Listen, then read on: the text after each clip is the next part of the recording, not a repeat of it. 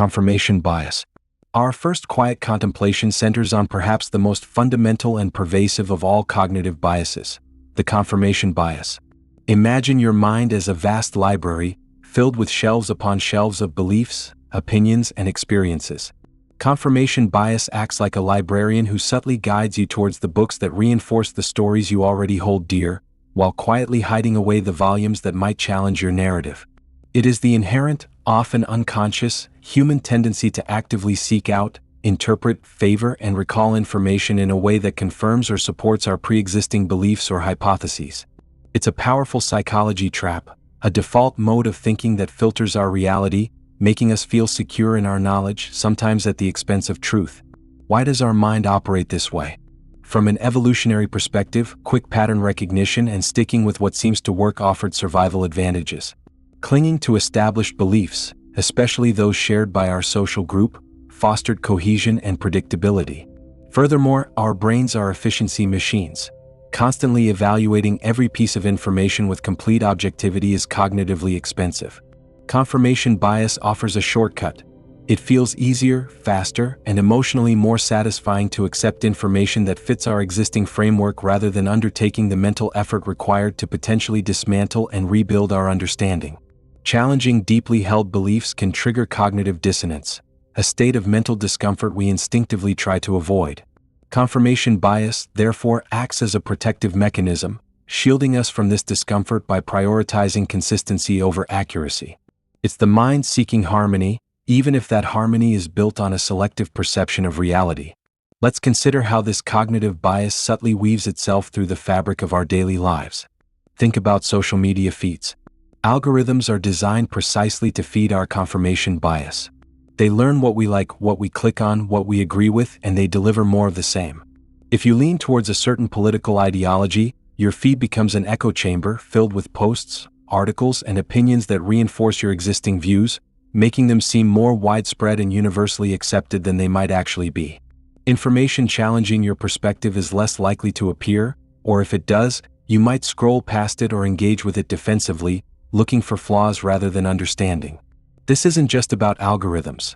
It's about our choices within them. We actively follow people and pages that align with us, further curating our information environment to confirm what we already believe. This psychology trap contributes significantly to societal polarization, making genuine dialogue and understanding between differing viewpoints increasingly difficult. Consider health decisions. If someone strongly believes a particular diet or alternative therapy is effective, they might actively search for success stories, testimonials, and studies that support their belief, while dismissing or ignoring scientific evidence or accounts of negative outcomes that contradict it. They might interpret ambiguous symptoms as proof the treatment is working, or attribute any lack of progress to external factors rather than questioning the treatment itself.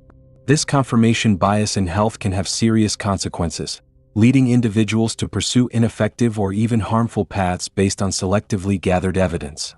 In interpersonal relationships, confirmation bias can shape how we perceive others.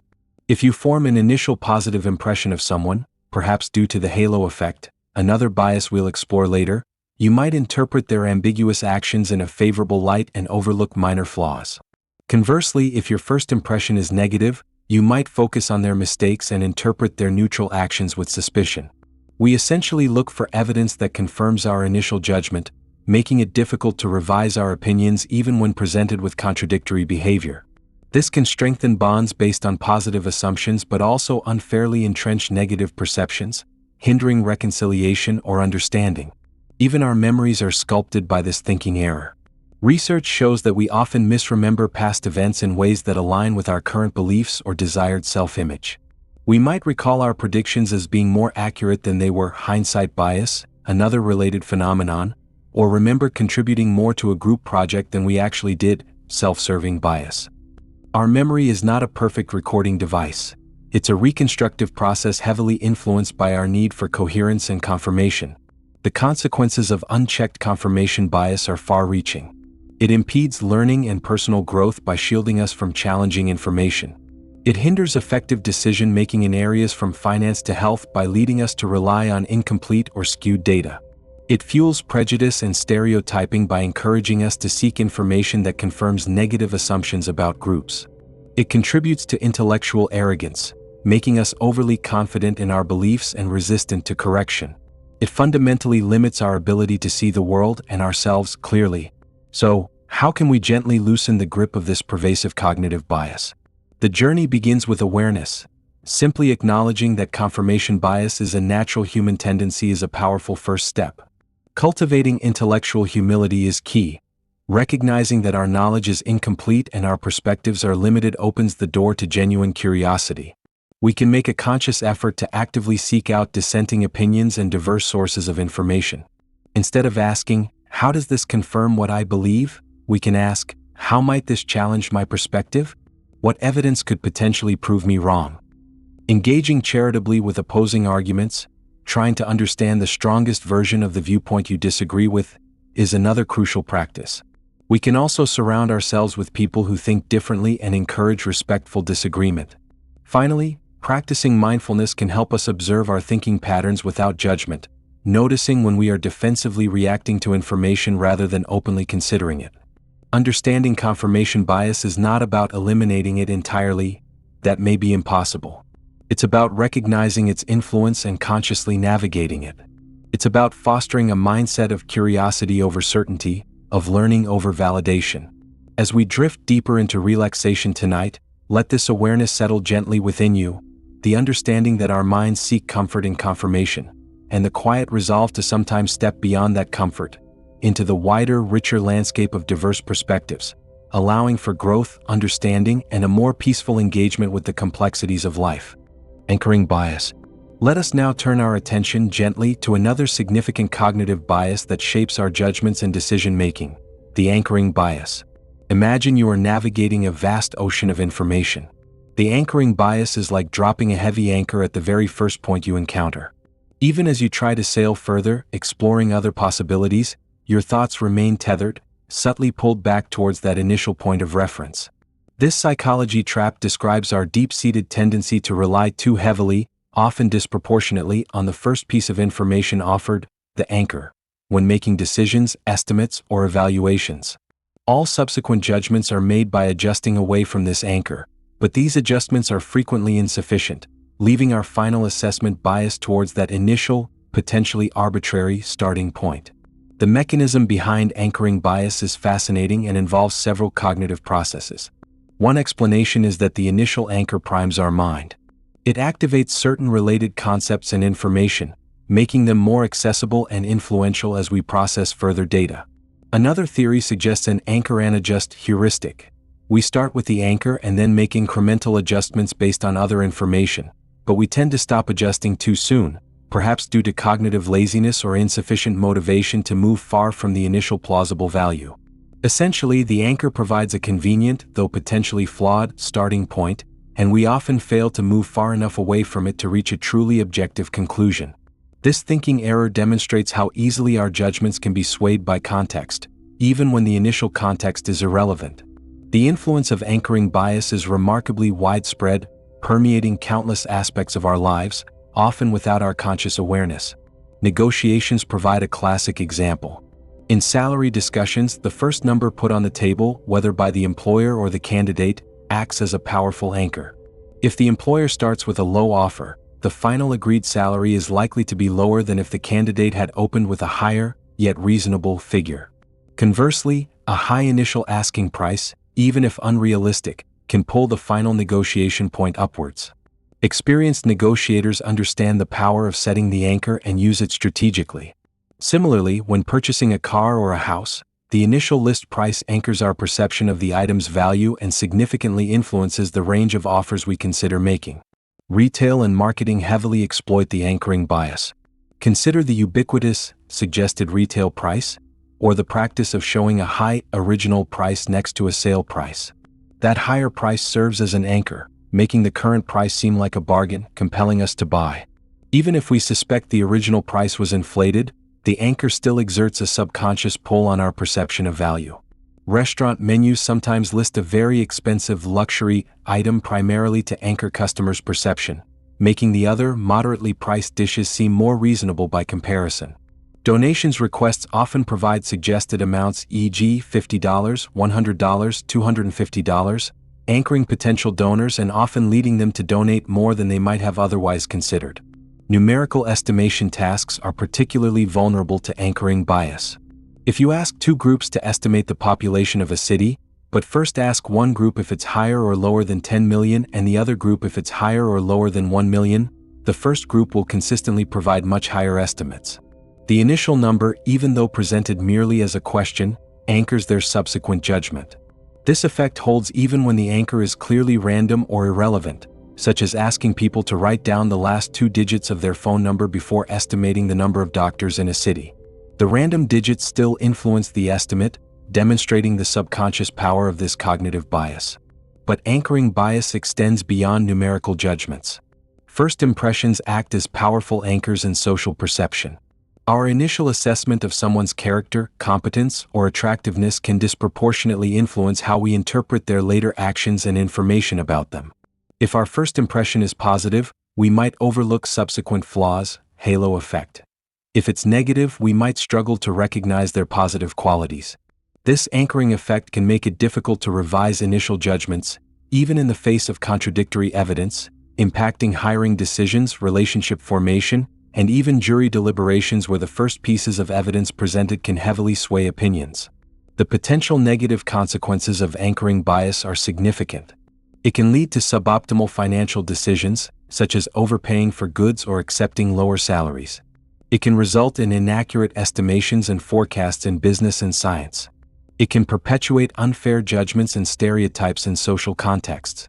By tethering our thinking to potentially arbitrary starting points, anchoring prevents us from evaluating information thoroughly and objectively, limiting our ability to make truly rational and informed choices. It's a subtle yet powerful psychology trap that narrows our decision-making framework. How, then, can we navigate this pervasive thinking error and lessen its hold? As with confirmation bias, awareness is the foundational step. Recognizing that initial information can disproportionately sway our judgment allows us to approach it with caution. When faced with an anchor, particularly a numerical one, consciously question its origin and relevance. Ask yourself, is this number based on reliable data, or is it arbitrary? Was it set strategically by someone else? Actively try to consider the decision or estimate from different starting points.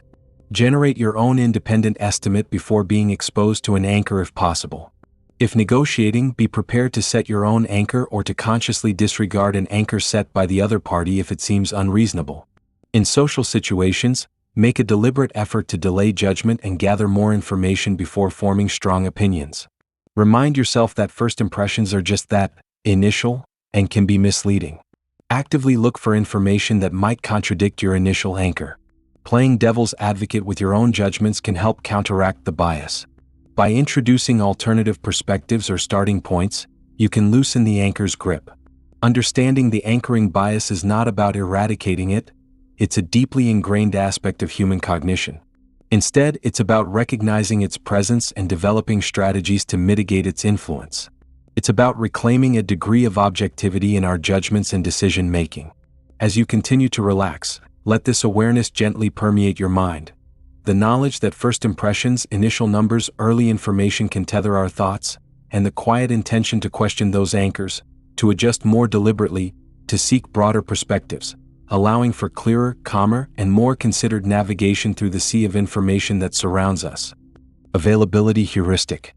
Let us now gently turn our awareness towards another subtle yet powerful force shaping our thoughts, the availability heuristic.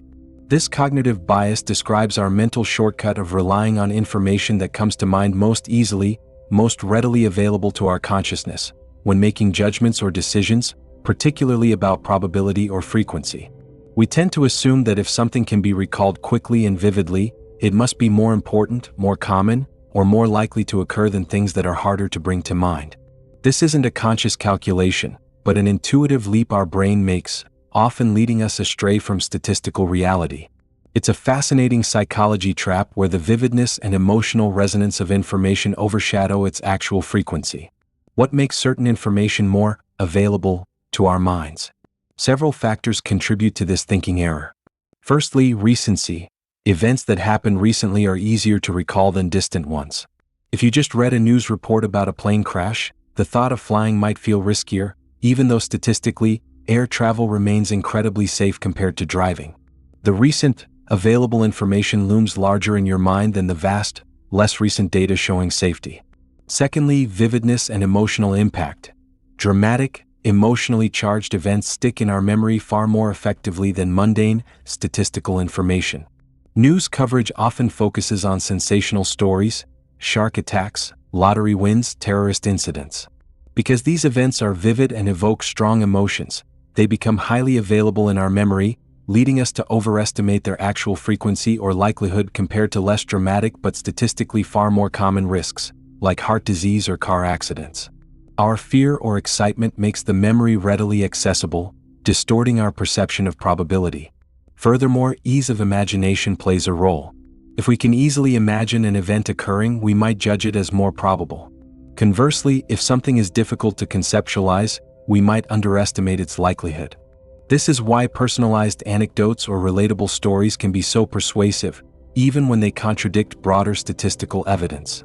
A single, vivid story about someone recovering from an illness using an unproven remedy, easily imagined, emotionally resonant, might feel more compelling and available than complex scientific studies presenting statistical outcomes. This reliance on easily imagined scenarios is a core feature of the availability heuristic. Media exposure also significantly influences availability. Topics repeatedly covered in the news or popular culture become familiar and easily recalled, leading us to perceive them as more prevalent or significant than they might objectively be. The availability heuristic subtly influences a vast range of our judgments and decision-making. Consider risk assessment. Our fears are often disproportionate to actual statistical risks, largely driven by the availability of vivid examples. Many people express a greater fear of flying than driving, despite driving being statistically far more dangerous, simply because plane crashes, though rare, are highly publicized and dramatic, vivid, emotional, recent if news occurs. Similarly, fears of rare diseases highlighted in the media might overshadow concerns about common, preventable health issues. This cognitive bias shapes our perception of danger in ways that don't always align with reality. In the realm of finance, investors might make poor decisions based on readily available information. They might rush to buy a stock that's recently been hyped in the news, or panic sell during a market dip because vivid images of past crashes come easily to mind, ignoring long-term statistical trends. The availability of recent performance or dramatic headlines can overshadow more fundamental analysis. Medical professionals, too, can be influenced. A doctor who recently treated a patient with a rare disease might be more likely to consider that diagnosis for subsequent patients presenting with ambiguous symptoms, even if statistically, a more common condition is far more probable. The recent, salient case is highly available in their memory.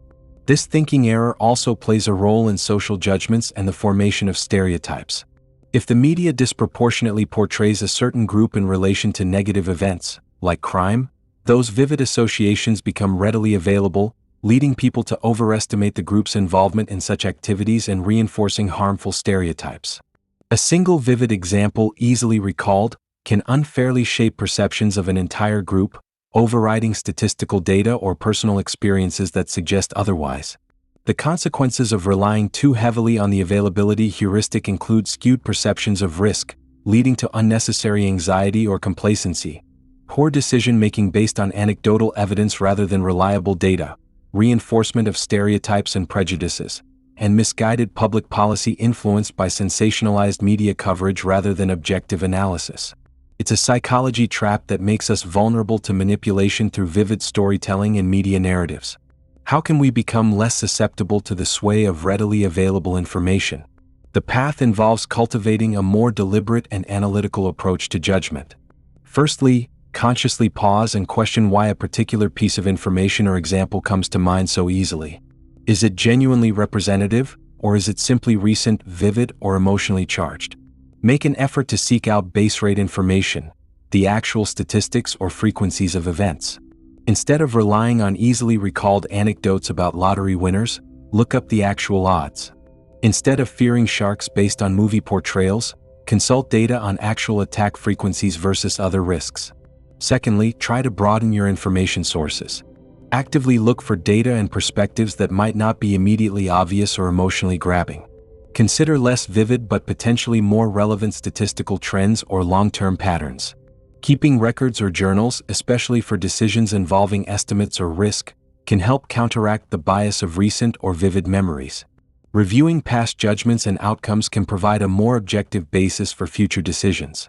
Engaging in perspective taking, trying to see the issue from different angles or imagining counterexamples, can also help break the hold of the most readily available thoughts.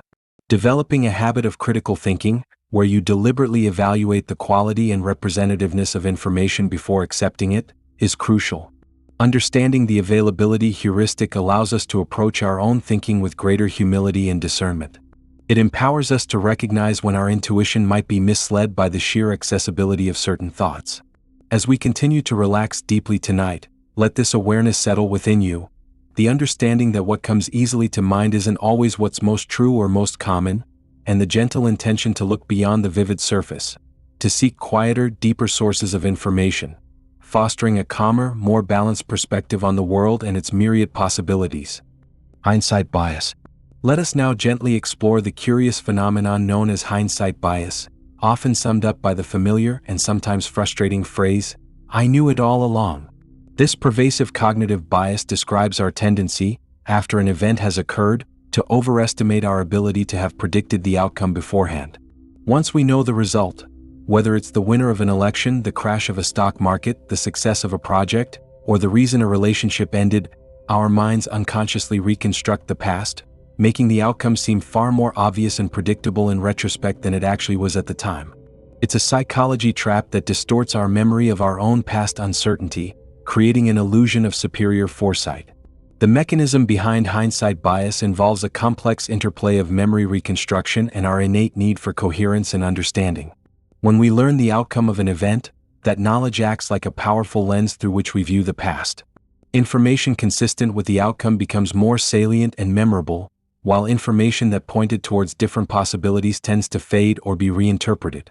Our brain works backward from the known result, selectively highlighting the clues that seem to lead directly to it, creating a smooth, linear narrative. It becomes difficult, almost impossible, to accurately recall our genuine state of mind before we knew the outcome, the uncertainty, the confusion, the consideration of multiple possibilities. This mental revisionism isn't typically intentional deception. It's a largely unconscious process of making sense of the past in light of the present. We update our knowledge, and in doing so, we overwrite our memory of our prior ignorance or uncertainty. This creates a feeling of inevitability. Of course that happened, it was obvious. Even when it was anything but obvious at the time. Hindsight bias permeates virtually every aspect of our lives where outcomes are assessed after the fact. Consider political analysis. After an election, commentators and voters alike often claim the result was predictable, pointing to specific polls, events, or demographic shifts as clear indicators. Yet, before the election, the situation was likely far more uncertain, with contradictory signals and genuine debate about the possible outcomes. The known result allows us to cherry-pick the correct signals in retrospect, creating a distorted sense of predictability. Similarly, after a stock market crash, analysts might identify numerous warning signs that were supposedly missed, declaring the downturn was inevitable. While some indicators might have existed, they were likely buried among countless other pieces of information, and their significance only became clear after the event. In personal life, hindsight bias shapes how we view past decisions and relationships. If a relationship ends badly, we might look back and say, "I knew it wouldn't work out. I saw the red flags all along." While some concerns might have been present, we likely also experienced hope, uncertainty, or ignored contradictory positive signs. Knowing the final outcome makes the negative signs seem glaringly obvious in retrospect. When a project succeeds, we might think, "I knew this approach was right from the start," forgetting the doubts or alternative strategies we might have considered along the way. This thinking error simplifies the complex reality of past decision-making. Historical analysis is also deeply affected.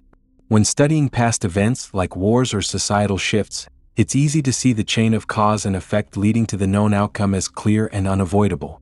We might judge historical figures harshly for failing to see what seems obvious to us now, forgetting that they were operating with limited information and facing genuine uncertainty.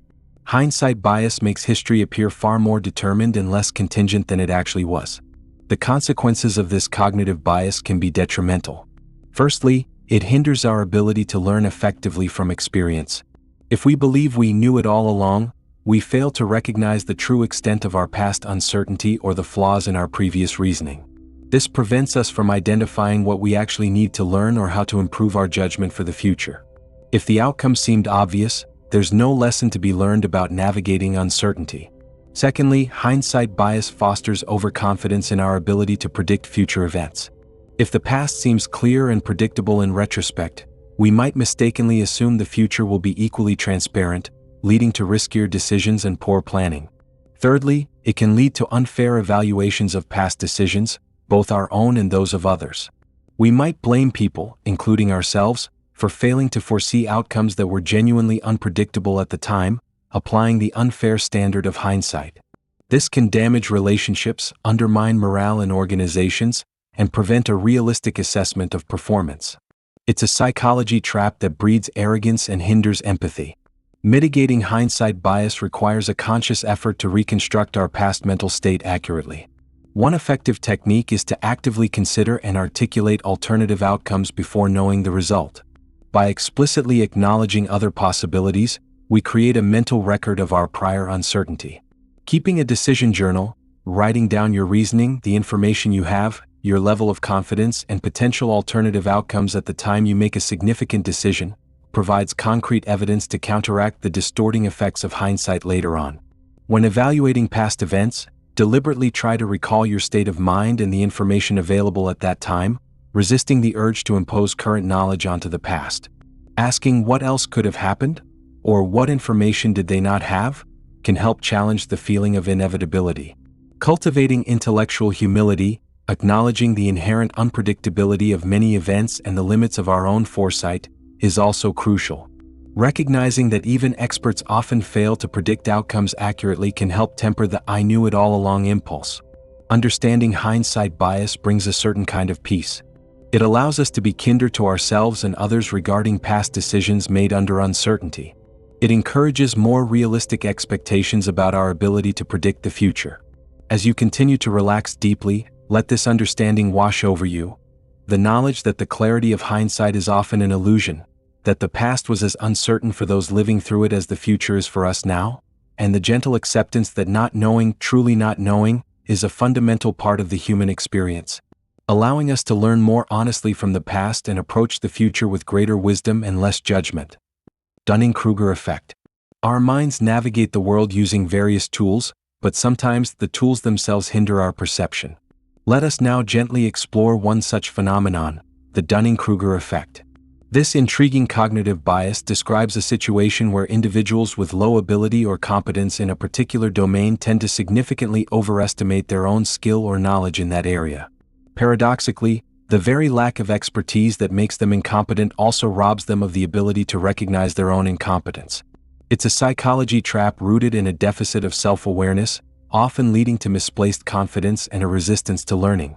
Named after psychologists David Dunning and Justin Kruger, who first described it in 1999, the effect arises from what they termed a double curse. For individuals lacking skills or knowledge in a specific field, whether it's grammar, logical reasoning, emotional intelligence, or a practical skill like driving, two things happen. First, their lack of competence leads them to make mistakes and perform poorly. Second, and crucially, that same lack of competence prevents them from accurately evaluating their own performance or recognizing the skills they lack. They simply don't know enough to know how much they don't know. Their limited understanding provides a flawed benchmark for self-assessment, leading them to feel inappropriately confident. They mistake their ignorance for expertise. Conversely, the Dunning-Kruger effect also suggests that highly competent individuals may sometimes underestimate their relative skill. Because tasks in their area of expertise feel easy to them, they might mistakenly assume these tasks are easy for everyone, leading them to underestimate how their abilities compare to others. However, the more prominent and socially relevant aspect of the effect is the overconfidence of the incompetent. We can observe the Dunning-Kruger effect playing out in numerous situations. Think of the amateur singer who confidently belts out tunes off-key, blissfully unaware of their lack of pitch control, genuinely believing they sound great. Or consider the novice investor who, after a few lucky trades based on gut feeling, proclaims they've figured out the market, underestimating the role of chance and the depth of knowledge required for consistent success. We see it in online forums where individuals with only superficial knowledge of a complex topic argue with unwavering certainty against established experts, unable to grasp the nuances or the flaws in their own reasoning. It can manifest in the workplace, where underperforming employees might rate their own competence far higher than their peers or managers do, making feedback difficult to deliver and receive. Even in everyday tasks like assembling furniture or attempting DIY repairs, overconfidence stemming from incompetence can lead to frustrating or even disastrous results because the person doesn't recognize the skills they lack until it's too late. This thinking error is not about arrogance or intentional ignorance in the usual sense. Individuals experiencing the Dunning-Kruger effect often genuinely believe in their overestimated abilities. Their confidence stems directly from their inability to see their own limitations. This makes the bias particularly insidious, as it insulates the individual from recognizing their need to learn and improve. If you don't know you're performing poorly, why would you seek feedback or try to acquire new skills? The consequences of the Dunning-Kruger effect can be significant, both for the individual and for those around them. It leads to poor decision-making based on flawed self-assessment. It hinders personal and professional growth by creating resistance to learning and constructive criticism. Individuals might undertake tasks they are unqualified for, leading to mistakes, failures, and potentially harmful outcomes. In teams or organizations, it can create frustration and conflict when individuals are unaware of their shortcomings and their impact on others. It can contribute to the spread of misinformation, as people confidently share opinions on topics they don't truly understand. Ultimately, this cognitive bias traps individuals in a cycle of incompetence, shielded from the self-awareness needed to break free. So, how can we counteract the Dunning-Kruger effect, both in ourselves and in how we perceive others? Since the core issue is a lack of self-awareness stemming from incompetence, the primary remedy is gaining competence itself. As individuals acquire more knowledge and skill in a domain, they typically become better able to recognize the limits of their understanding and assess their performance more accurately. Therefore, embracing a mindset of continuous learning is crucial.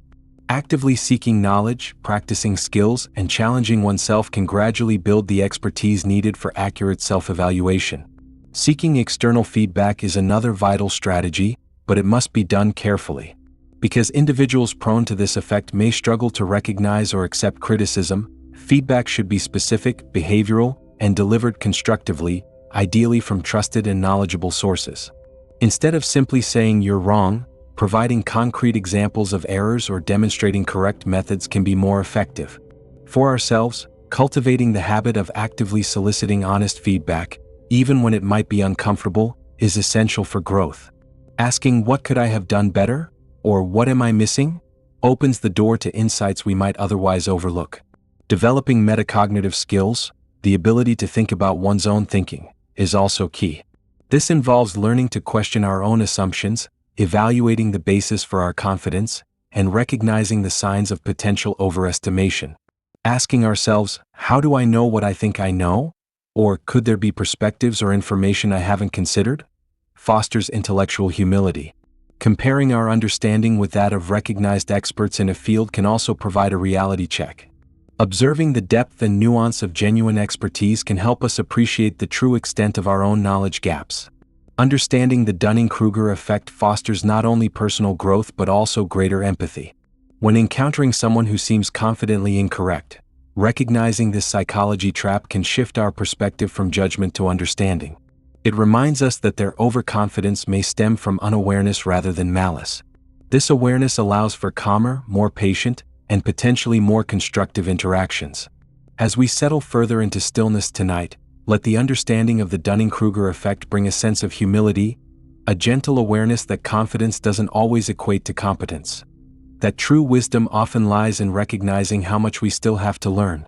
Let this foster a quiet commitment to lifelong learning, to seeking feedback with an open mind, and to approaching our own abilities and those of others with both honesty and compassion, allowing us to relax deeply in the knowledge that the journey of understanding is ongoing for all of us. The Baader-Meinhof Phenomenon.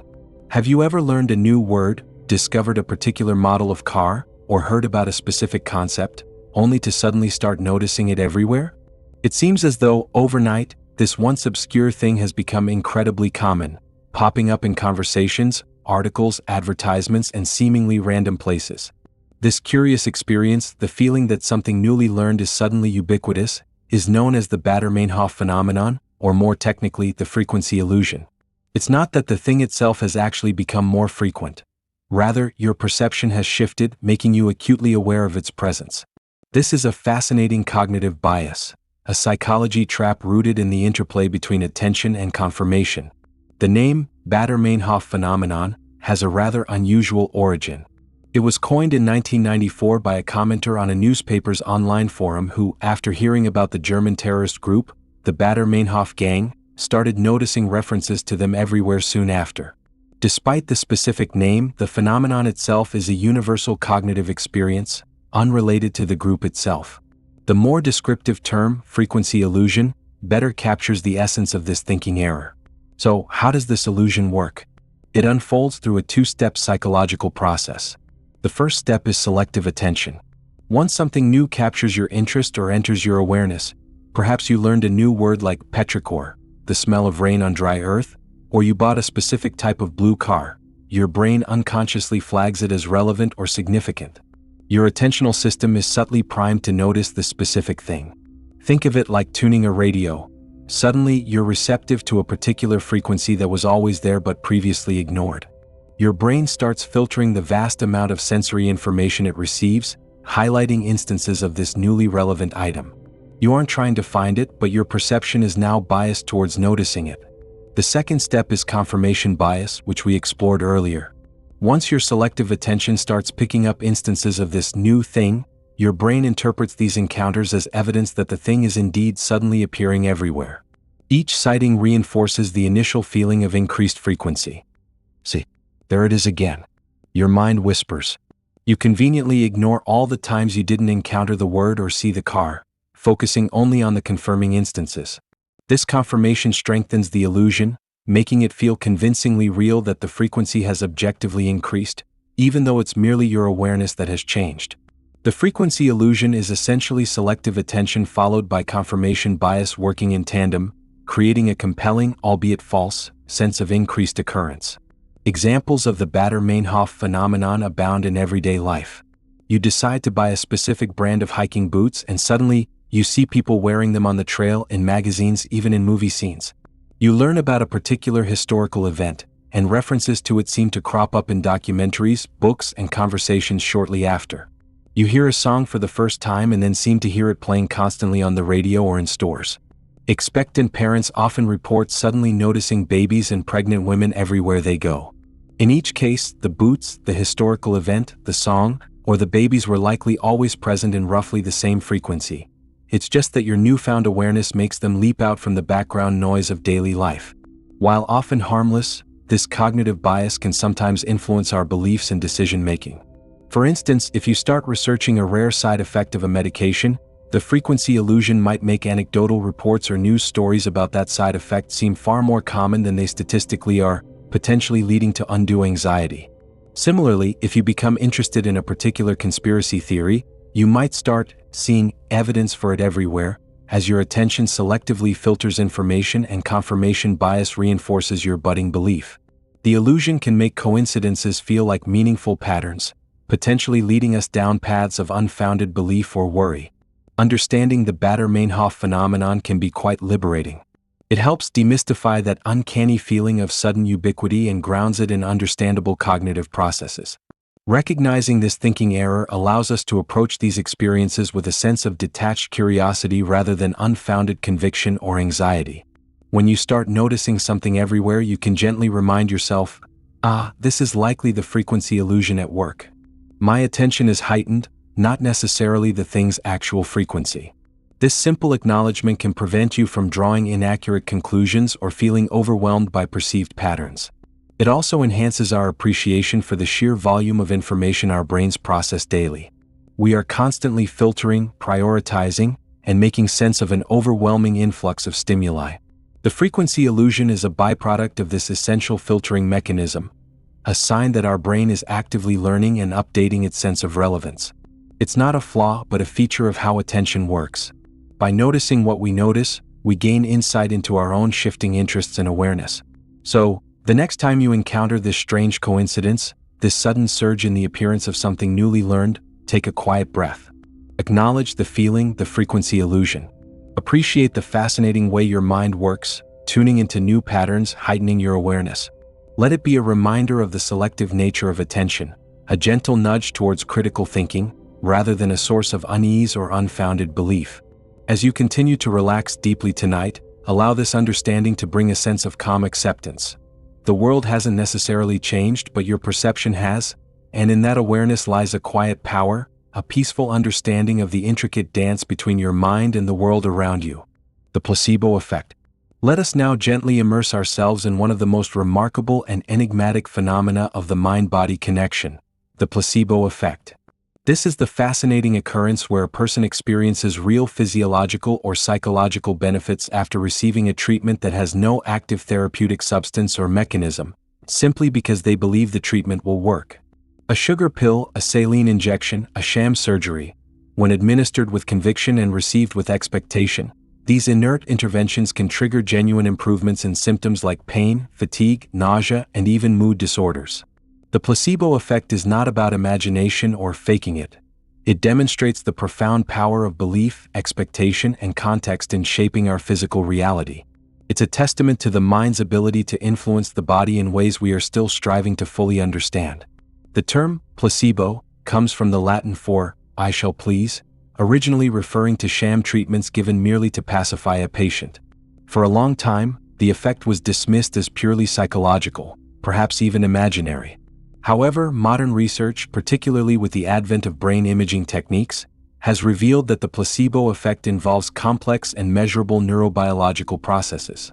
When a person believes they are receiving an effective treatment, their brain can actually release endogenous opioids, the body's natural painkillers, dopamine involved in reward and motivation, and other neurochemicals that genuinely alter their physical sensations and emotional state. The expectation of relief can activate the same brain pathways that real medications target. The mechanisms driving the placebo effect are multifaceted.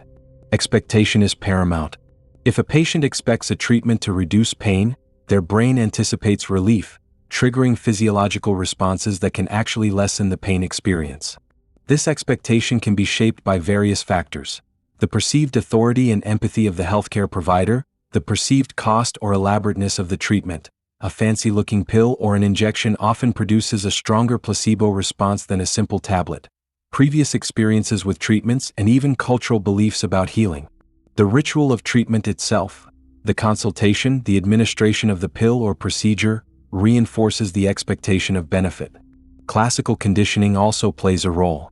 If a person has previously experienced relief from a genuine medication, like taking an aspirin for a headache, their body might associate the act of taking a pill, or even the context of being in a doctor's office, with symptom improvement. Later, receiving a placebo in a similar context can trigger that conditioned response, leading to relief even without an active ingredient. The body has learned to respond to the cues associated with treatment. Furthermore, the patient-provider relationship is incredibly influential. A practitioner who expresses confidence in the treatment, shows empathy, and fosters a positive therapeutic alliance can significantly enhance the placebo effect. The trust and rapport established can amplify the patient's positive expectations and belief in the treatment's efficacy. Conversely, a dismissive or uncertain provider can diminish the effect. The placebo effect manifests across a wide range of conditions. It's particularly well documented in pain management, where placebo treatments can provide significant relief, sometimes comparable to active painkillers. It's also observed in treating symptoms of Parkinson's disease, where placebos can trigger dopamine release, depression and anxiety, where expectations of improvement can alter mood, irritable bowel syndrome, asthma, and fatigue.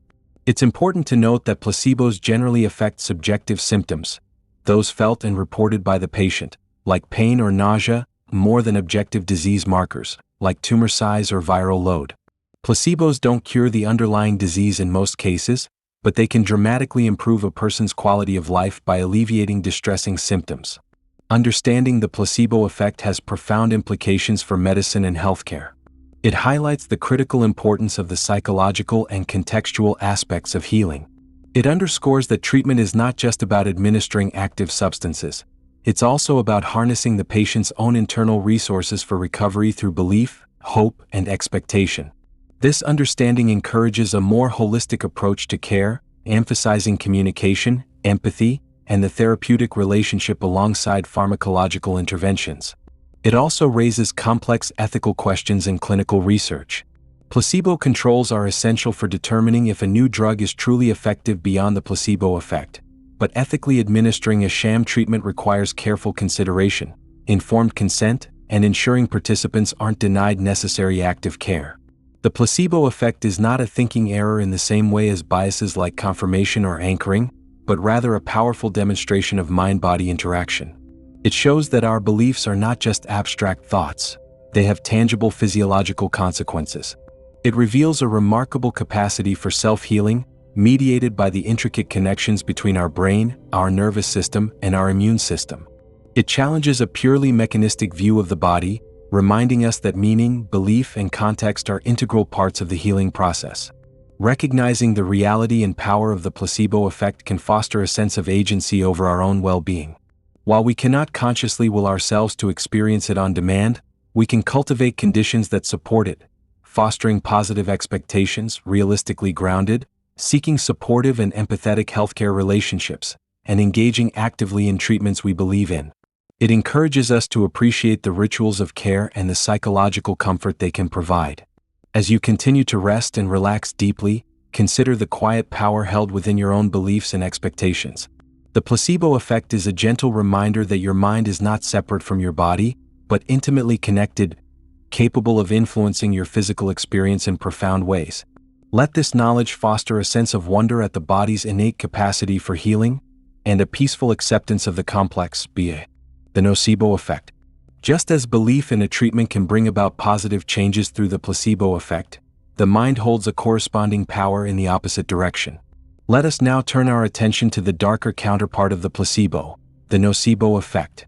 This phenomenon occurs when negative expectations or beliefs about a treatment or situation lead to the experience of negative symptoms or adverse outcomes, even if the treatment itself is inert or the situation poses no inherent threat.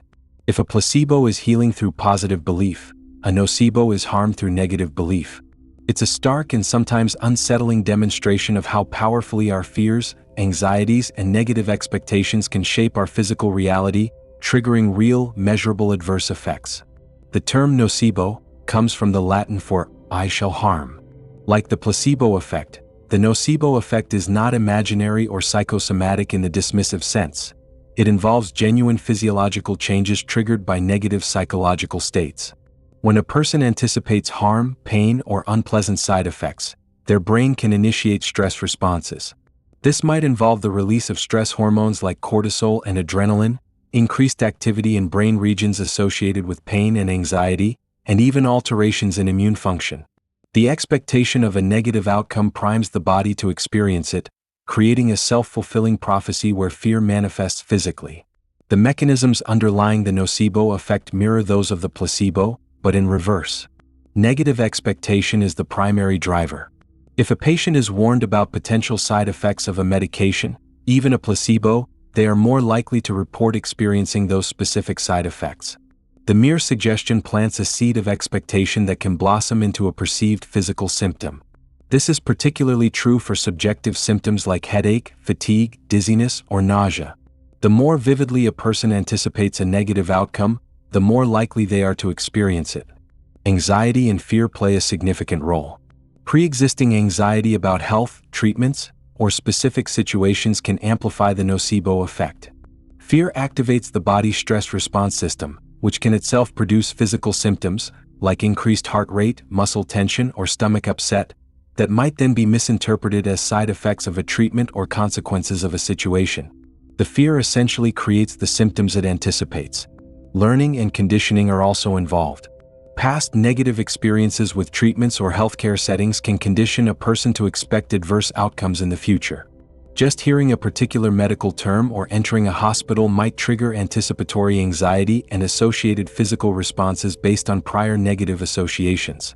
Social learning contributes too.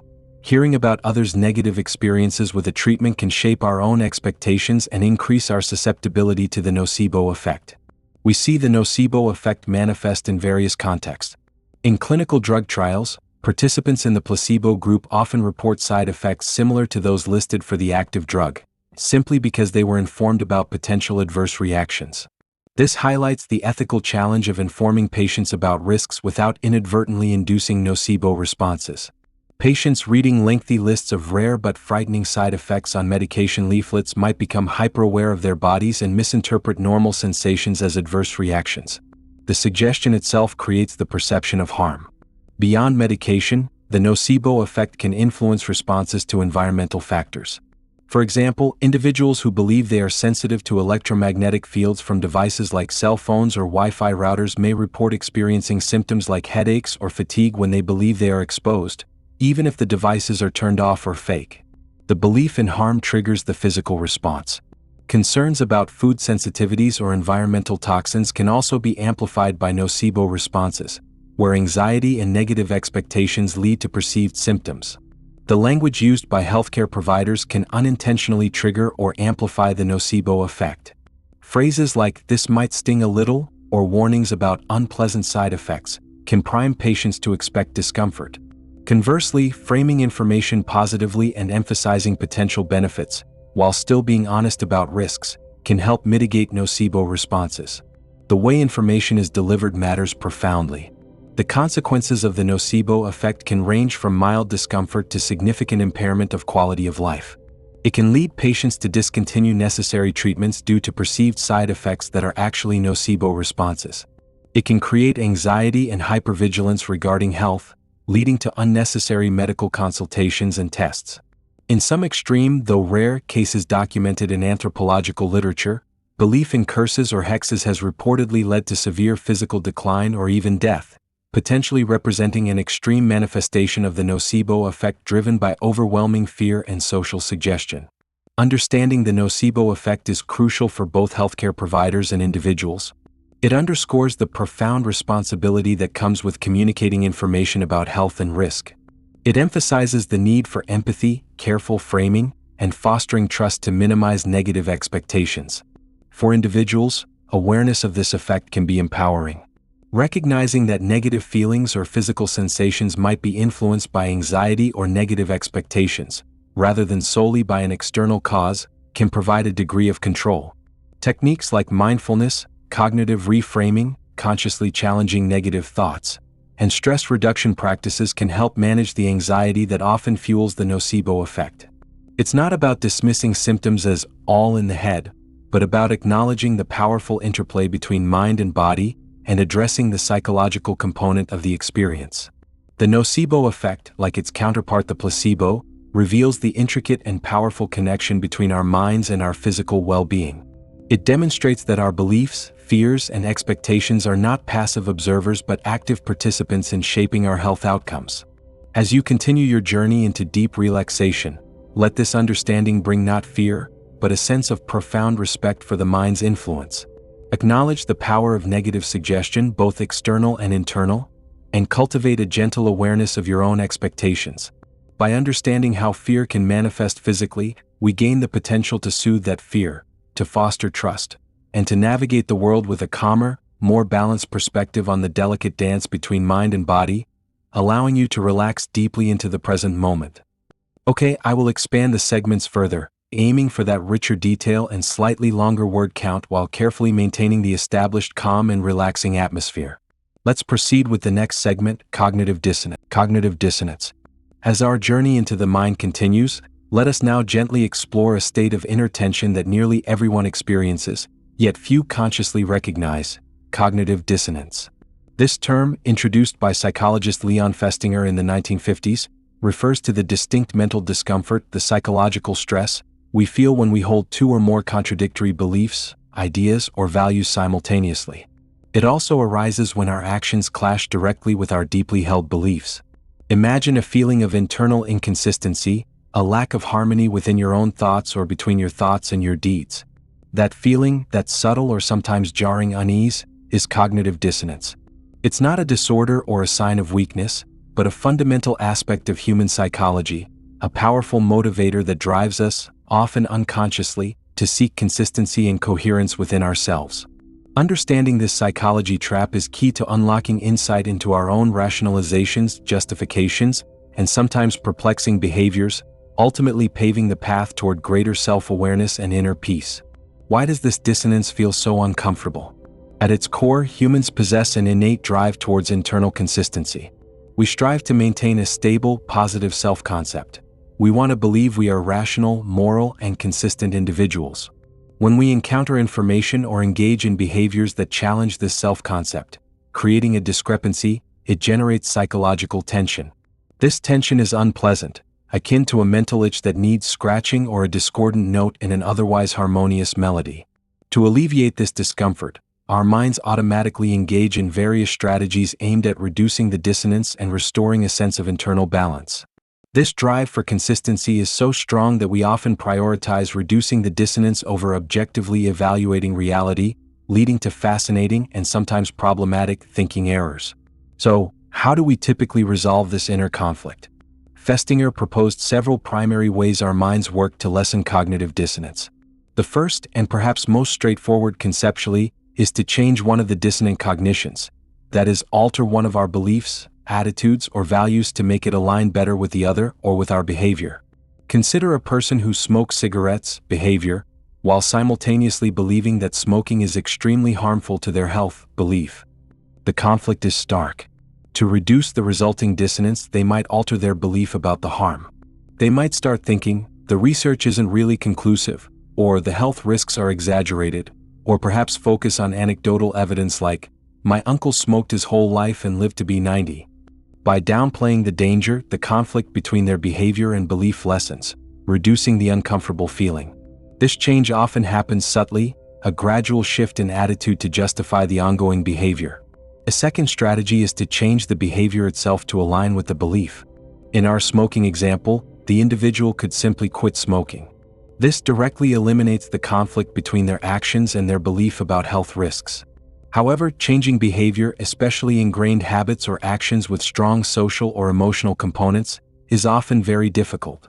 It requires significant effort, willpower, and often, overcoming addiction or social pressure. Because changing behavior can be challenging, our minds frequently resort to the easier path of changing beliefs or justifications instead. This leads us to the third and perhaps most common strategy: adding new cognitions or beliefs to justify or rationalize the inconsistency. This involves introducing new thoughts that bridge the gap between the conflicting elements or downplay their importance. Our smoker might add cognitions like, smoking helps me manage stress and stress is very unhealthy too, or, I only smoke low-tar cigarettes which aren't as bad, or, I exercise and eat well so that offsets the risks of smoking. These added thoughts don't eliminate the core conflict, but they add layers of justification that make the dissonance feel less acute. We become adept rationalizers, constructing narratives that allow us to maintain our behavior while minimizing the psychological discomfort. Think about making an expensive, perhaps impulsive purchase. Afterwards, you might experience buyer's remorse, dissonance between the desire for the item and the knowledge of its cost or impracticality. To reduce this, you might actively seek out information highlighting the item's benefits, convince yourself it was a necessary investment, or focus on how much you deserve it, adding cognitions to justify the purchase. Finally, we might simply trivialize the inconsistency, reducing the perceived importance of the conflicting elements. The smoker might think, life's short, you have to enjoy it, or, there are so many risks in the world, smoking is just one of them. By minimizing the significance of the conflict, the associated discomfort is also lessened. This strategy allows the inconsistency to persist but makes it feel less psychologically taxing. Classic psychological studies beautifully illustrate the power of cognitive dissonance. In Festinger and Carl Smitha's famous 1959 experiment, participants performed incredibly dull tasks, like turning pegs on a board. Afterwards, they were asked to tell the next participant that the tasks were actually interesting and enjoyable.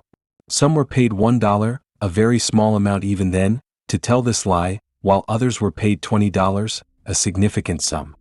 Paradoxically, those paid only $1 later reported finding the tasks genuinely more enjoyable than those paid $20. The $20 group had sufficient external justification for their lie. They did it for the money. The $1 group, however, lacked strong external justification. $1 wasn't enough to convincingly justify lying. To reduce the dissonance between their boring experience and their act of lying for a paltry sum, they unconsciously changed their attitude towards the task, convincing themselves it wasn't actually that boring after all. This demonstrated how, in the absence of external justification, we change our internal attitudes to align with our behavior. This principle extends to effort justification. We tend to value outcomes more highly if we had to expend significant effort to achieve them. If we work very hard for something, enduring a difficult initiation to join a group, spending years training for a marathon, investing heavily in a project, and the outcome is mediocre, we experience dissonance. To resolve it, we often inflate our perception of the outcome's value. It was worth it, the struggle made me stronger, to justify the effort expended. Similarly, post-purchase rationalization involves us emphasizing the positive aspects of something we chose and downplaying the positives of the options we rejected, solidifying our belief that we made the right decision-making choice. The consequences of cognitive dissonance, while stemming from a natural drive for consistency, can be double-edged. On the positive side, the discomfort of dissonance can be a powerful catalyst for positive change. Recognizing the conflict between unhealthy behaviors and health goals might motivate someone to exercise or quit smoking. Awareness of inconsistencies between our values and our actions can spur ethical growth and personal development. However, the reduction strategies themselves can be problematic. Constantly changing beliefs to fit behavior can lead to self-deception and prevent learning from mistakes. Rationalization can allow harmful behaviors or unethical actions to continue under a veneer of justification. It can make us resistant to new information that challenges our choices or beliefs, reinforcing confirmation bias. In groups, shared rationalizations can lead to groupthink and poor collective decision-making. It's a cognitive bias that can subtly lock us into patterns, defending choices already made rather than seeking objective truth. So, how do we navigate this inherent human tendency more consciously, more constructively? The first step, as always, is gentle awareness. Learn to recognize the feeling of mental discomfort, the defensiveness, the urge to quickly justify, the slight unease when your actions and beliefs don't align. See this feeling not as something to immediately suppress, but as a signal, an invitation to pause and reflect. Ask yourself honestly, what are the conflicting elements here? Are my actions truly aligned with my values? Am I changing my beliefs to suit my behavior, or am I genuinely reevaluating? Cultivate a tolerance for ambiguity and temporary discomfort. Instead of rushing to rationalize or resolve the dissonance instantly, allow yourself to sit with the inconsistency for a while. This creates space for more thoughtful consideration. Be open to the possibility of changing either your beliefs or your behavior. True growth often involves admitting when we are wrong or when our actions fall short. Practice self-compassion. Recognizing dissonance doesn't require harsh self-judgment, but rather an honest and kind appraisal. Seek out objective information and diverse perspectives, consciously counteracting the tendency to only look for justifications. Mindfulness practices can be invaluable here, helping you observe your thoughts and justifications arise without automatically buying into them. Understanding cognitive dissonance doesn't mean eliminating internal conflict entirely. That's likely impossible and perhaps even undesirable, as dissonance can fuel growth. It means becoming more conscious of how we respond to that conflict. It means choosing reflection over reflexive rationalization. As you continue to relax deeply tonight, let this awareness foster a sense of inner spaciousness. Recognize the mind's drive for harmony, but hold it lightly. Allow for inconsistency not as a failure but as a point of reflection. By understanding this deep psychology trap, we can navigate our inner world with more honesty, less defensiveness, and a greater capacity for genuine peace, finding comfort not in perfect consistency, but in mindful self-awareness. Okay, let us continue our gentle inward journey, exploring the subtle biases that shape our experience. We turn now to how we act or fail to act in the presence of others. The bystander effect. Imagine standing on a moderately busy street. Suddenly, you witness someone collapse, clearly in distress. Your immediate instinct might be to rush over to help. But as you look around, you notice other people, dozens perhaps, also witnessing the event. Some glance over, concerned, but then look away. Others seem hesitant, unsure. A strange inertia settles over the crowd. No one makes the first move. What? This unsettling phenomenon, where the presence of other people inhibits an individual's likelihood to intervene in an emergency situation, is known as the bystander effect. It's a profound psychology trap demonstrating that, paradoxically, the more potential helpers there are, the less likely any single one of them is to actually offer assistance. It challenges our assumptions about collective action and reveals the powerful, often counterintuitive, influence of social context on individual responsibility. The most crucial mechanism driving the bystander effect is diffusion of responsibility. When an individual is the only witness to an emergency, the burden of responsibility falls squarely on their shoulders. They feel a direct, personal obligation to act, to call for help, to administer aid, to do something. However, when other people are present, that sense of personal responsibility becomes diluted, diffused across the group. Each bystander may unconsciously assume that someone else is more qualified, someone else is already taking action, or someone else will inevitably step in. Surely, they might think, with so many people here, someone else will handle it. This diffusion relieves the individual of the immediate pressure to intervene, allowing them to remain passive without feeling solely accountable for the lack of action. The responsibility spreads so thin among the crowd that it effectively evaporates for each individual member. Compounding this is another powerful social phenomenon, pluralistic ignorance. This occurs when individuals privately reject a particular idea or norm but assume, incorrectly, that most other people accept it and therefore go along with it. In an emergency situation, bystanders often look to others for cues on how to react. If they see other people standing around looking calm or hesitant, perhaps because they too are unsure and looking for cues, they might interpret this collective inaction as evidence that the situation isn't actually serious or that intervention isn't needed. If it were a real emergency, the internal logic goes, surely someone would be doing something. Everyone assumes everyone else has a good reason for not acting, leading to a shared misinterpretation of the situation and collective paralysis. Each person's uncertainty reinforces the uncertainty of others, creating a feedback loop of inaction. A third factor, evaluation apprehension, also plays a role. This is the fear of appearing foolish, incompetent, or overreacting in front of others. Intervening in an emergency carries social risk. What if you misinterpret the situation? What if you try to help and make things worse? What if you draw unwanted attention or embarrassment? In the presence of a crowd, these social anxieties can be amplified. The fear of social judgment can outweigh the impulse to help, leading individuals to hesitate or choose inaction to avoid potential social awkwardness or criticism. It feels safer, in a social sense, to blend in with the passive crowd than to risk standing out and potentially making a mistake. The classic, though sometimes factually debated, case often associated with the bystander effect is the tragic murder of Kitty Genovese in New York City in 1964. Initial reports claimed dozens of witnesses heard her screams or saw parts of the attack but failed to intervene effectively or call police promptly.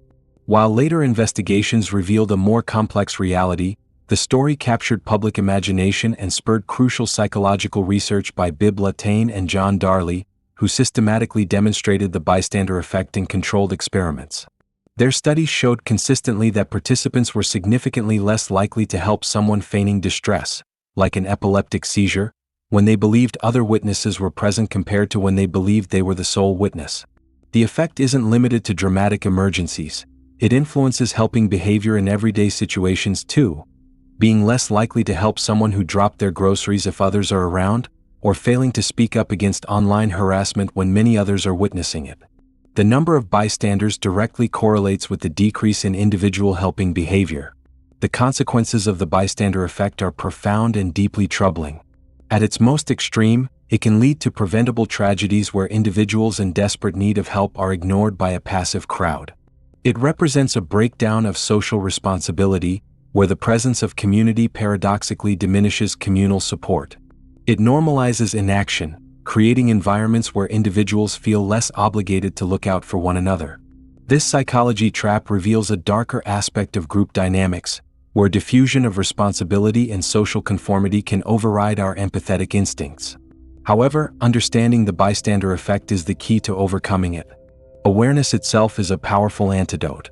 When you find yourself in a situation as a bystander and feel hesitant, consciously recognize the potential influence of diffusion of responsibility and pluralistic ignorance. Remind yourself that others might be feeling just as uncertain and looking for cues. Make a deliberate decision to take personal responsibility. Assume that you might be the only one willing or able to act. Reduce the ambiguity of the situation. If you're unsure if help is needed, ask directly, "Are you okay? Do you need help?" Even this small step can break the spell of pluralistic ignorance for yourself and others. If you need to delegate, don't just shout into the crowd, "Someone call 911."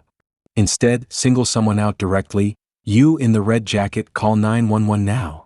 This assigns specific responsibility, breaking the diffusion and making action much more likely. Similarly, if you are the one in need of help, try to reduce ambiguity. Clearly state you need assistance. "I need help." And, if possible, point to a specific person to ask for aid. The bystander effect reveals a vulnerability in our social fabric, but it also highlights the immense power of individual action. One person choosing to step forward to break the cycle of inaction can inspire others and change the outcome dramatically. As we continue to settle into deep relaxation, let this understanding foster not anxiety, but a quiet sense of empowerment. Recognize the subtle forces that can lead to inaction in groups, but also recognize your own capacity to overcome them, to choose responsibility, to be the one who acts. Cultivating this awareness brings a calm strength, a readiness to connect and support, even when surrounded by the anonymity of a crowd, allowing you to rest in the knowledge of your own potential for positive impact. The bystander effect. Imagine standing on a moderately busy street. Suddenly, you witness someone collapse, clearly in distress. Your immediate instinct might be to rush over to help. But as you look around, you notice other people, dozens perhaps, also witnessing the event. Some glance over, concerned, but then look away. Others seem hesitant, unsure. A strange inertia settles over the crowd. No one makes the first move. What? This unsettling phenomenon, where the presence of other people inhibits an individual's likelihood to intervene in an emergency situation, is known as the bystander effect. It's a profound psychology trap demonstrating that, paradoxically, the more potential helpers there are, the less likely any single one of them is to actually offer assistance. It challenges our assumptions about collective action and reveals the powerful, often counterintuitive, influence of social context on individual responsibility. The most crucial mechanism driving the bystander effect is diffusion of responsibility. When an individual is the only witness to an emergency, the burden of responsibility falls squarely on their shoulders. They feel a direct, personal obligation to act, to call for help, to administer aid, to do something. However, when other people are present, that sense of personal responsibility becomes diluted, diffused across the group. Each bystander may unconsciously assume that someone else is more qualified, someone else is already taking action, or someone else will inevitably step in. Surely, they might think, with so many people here, someone else will handle it. This diffusion relieves the individual of the immediate pressure to intervene, allowing them to remain passive without feeling solely accountable for the lack of action. The responsibility spreads so thin among the crowd that it effectively evaporates for each individual member. Compounding this is another powerful social phenomenon, pluralistic ignorance. This occurs when individuals privately reject a particular idea or norm but assume, incorrectly, that most other people accept it and therefore go along with it. In an emergency situation, bystanders often look to others for cues on how to react. If they see other people standing around looking calm or hesitant, perhaps because they too are unsure and looking for cues, they might interpret this collective inaction as evidence that the situation isn't actually serious or that intervention isn't needed. If it were a real emergency, the internal logic goes, surely someone would be doing something. Everyone assumes everyone else has a good reason for not acting, leading to a shared misinterpretation of the situation and collective paralysis. Each person's uncertainty reinforces the uncertainty of others, creating a feedback loop of inaction. A third factor, evaluation apprehension, also plays a role. This is the fear of appearing foolish, incompetent, or overreacting in front of others.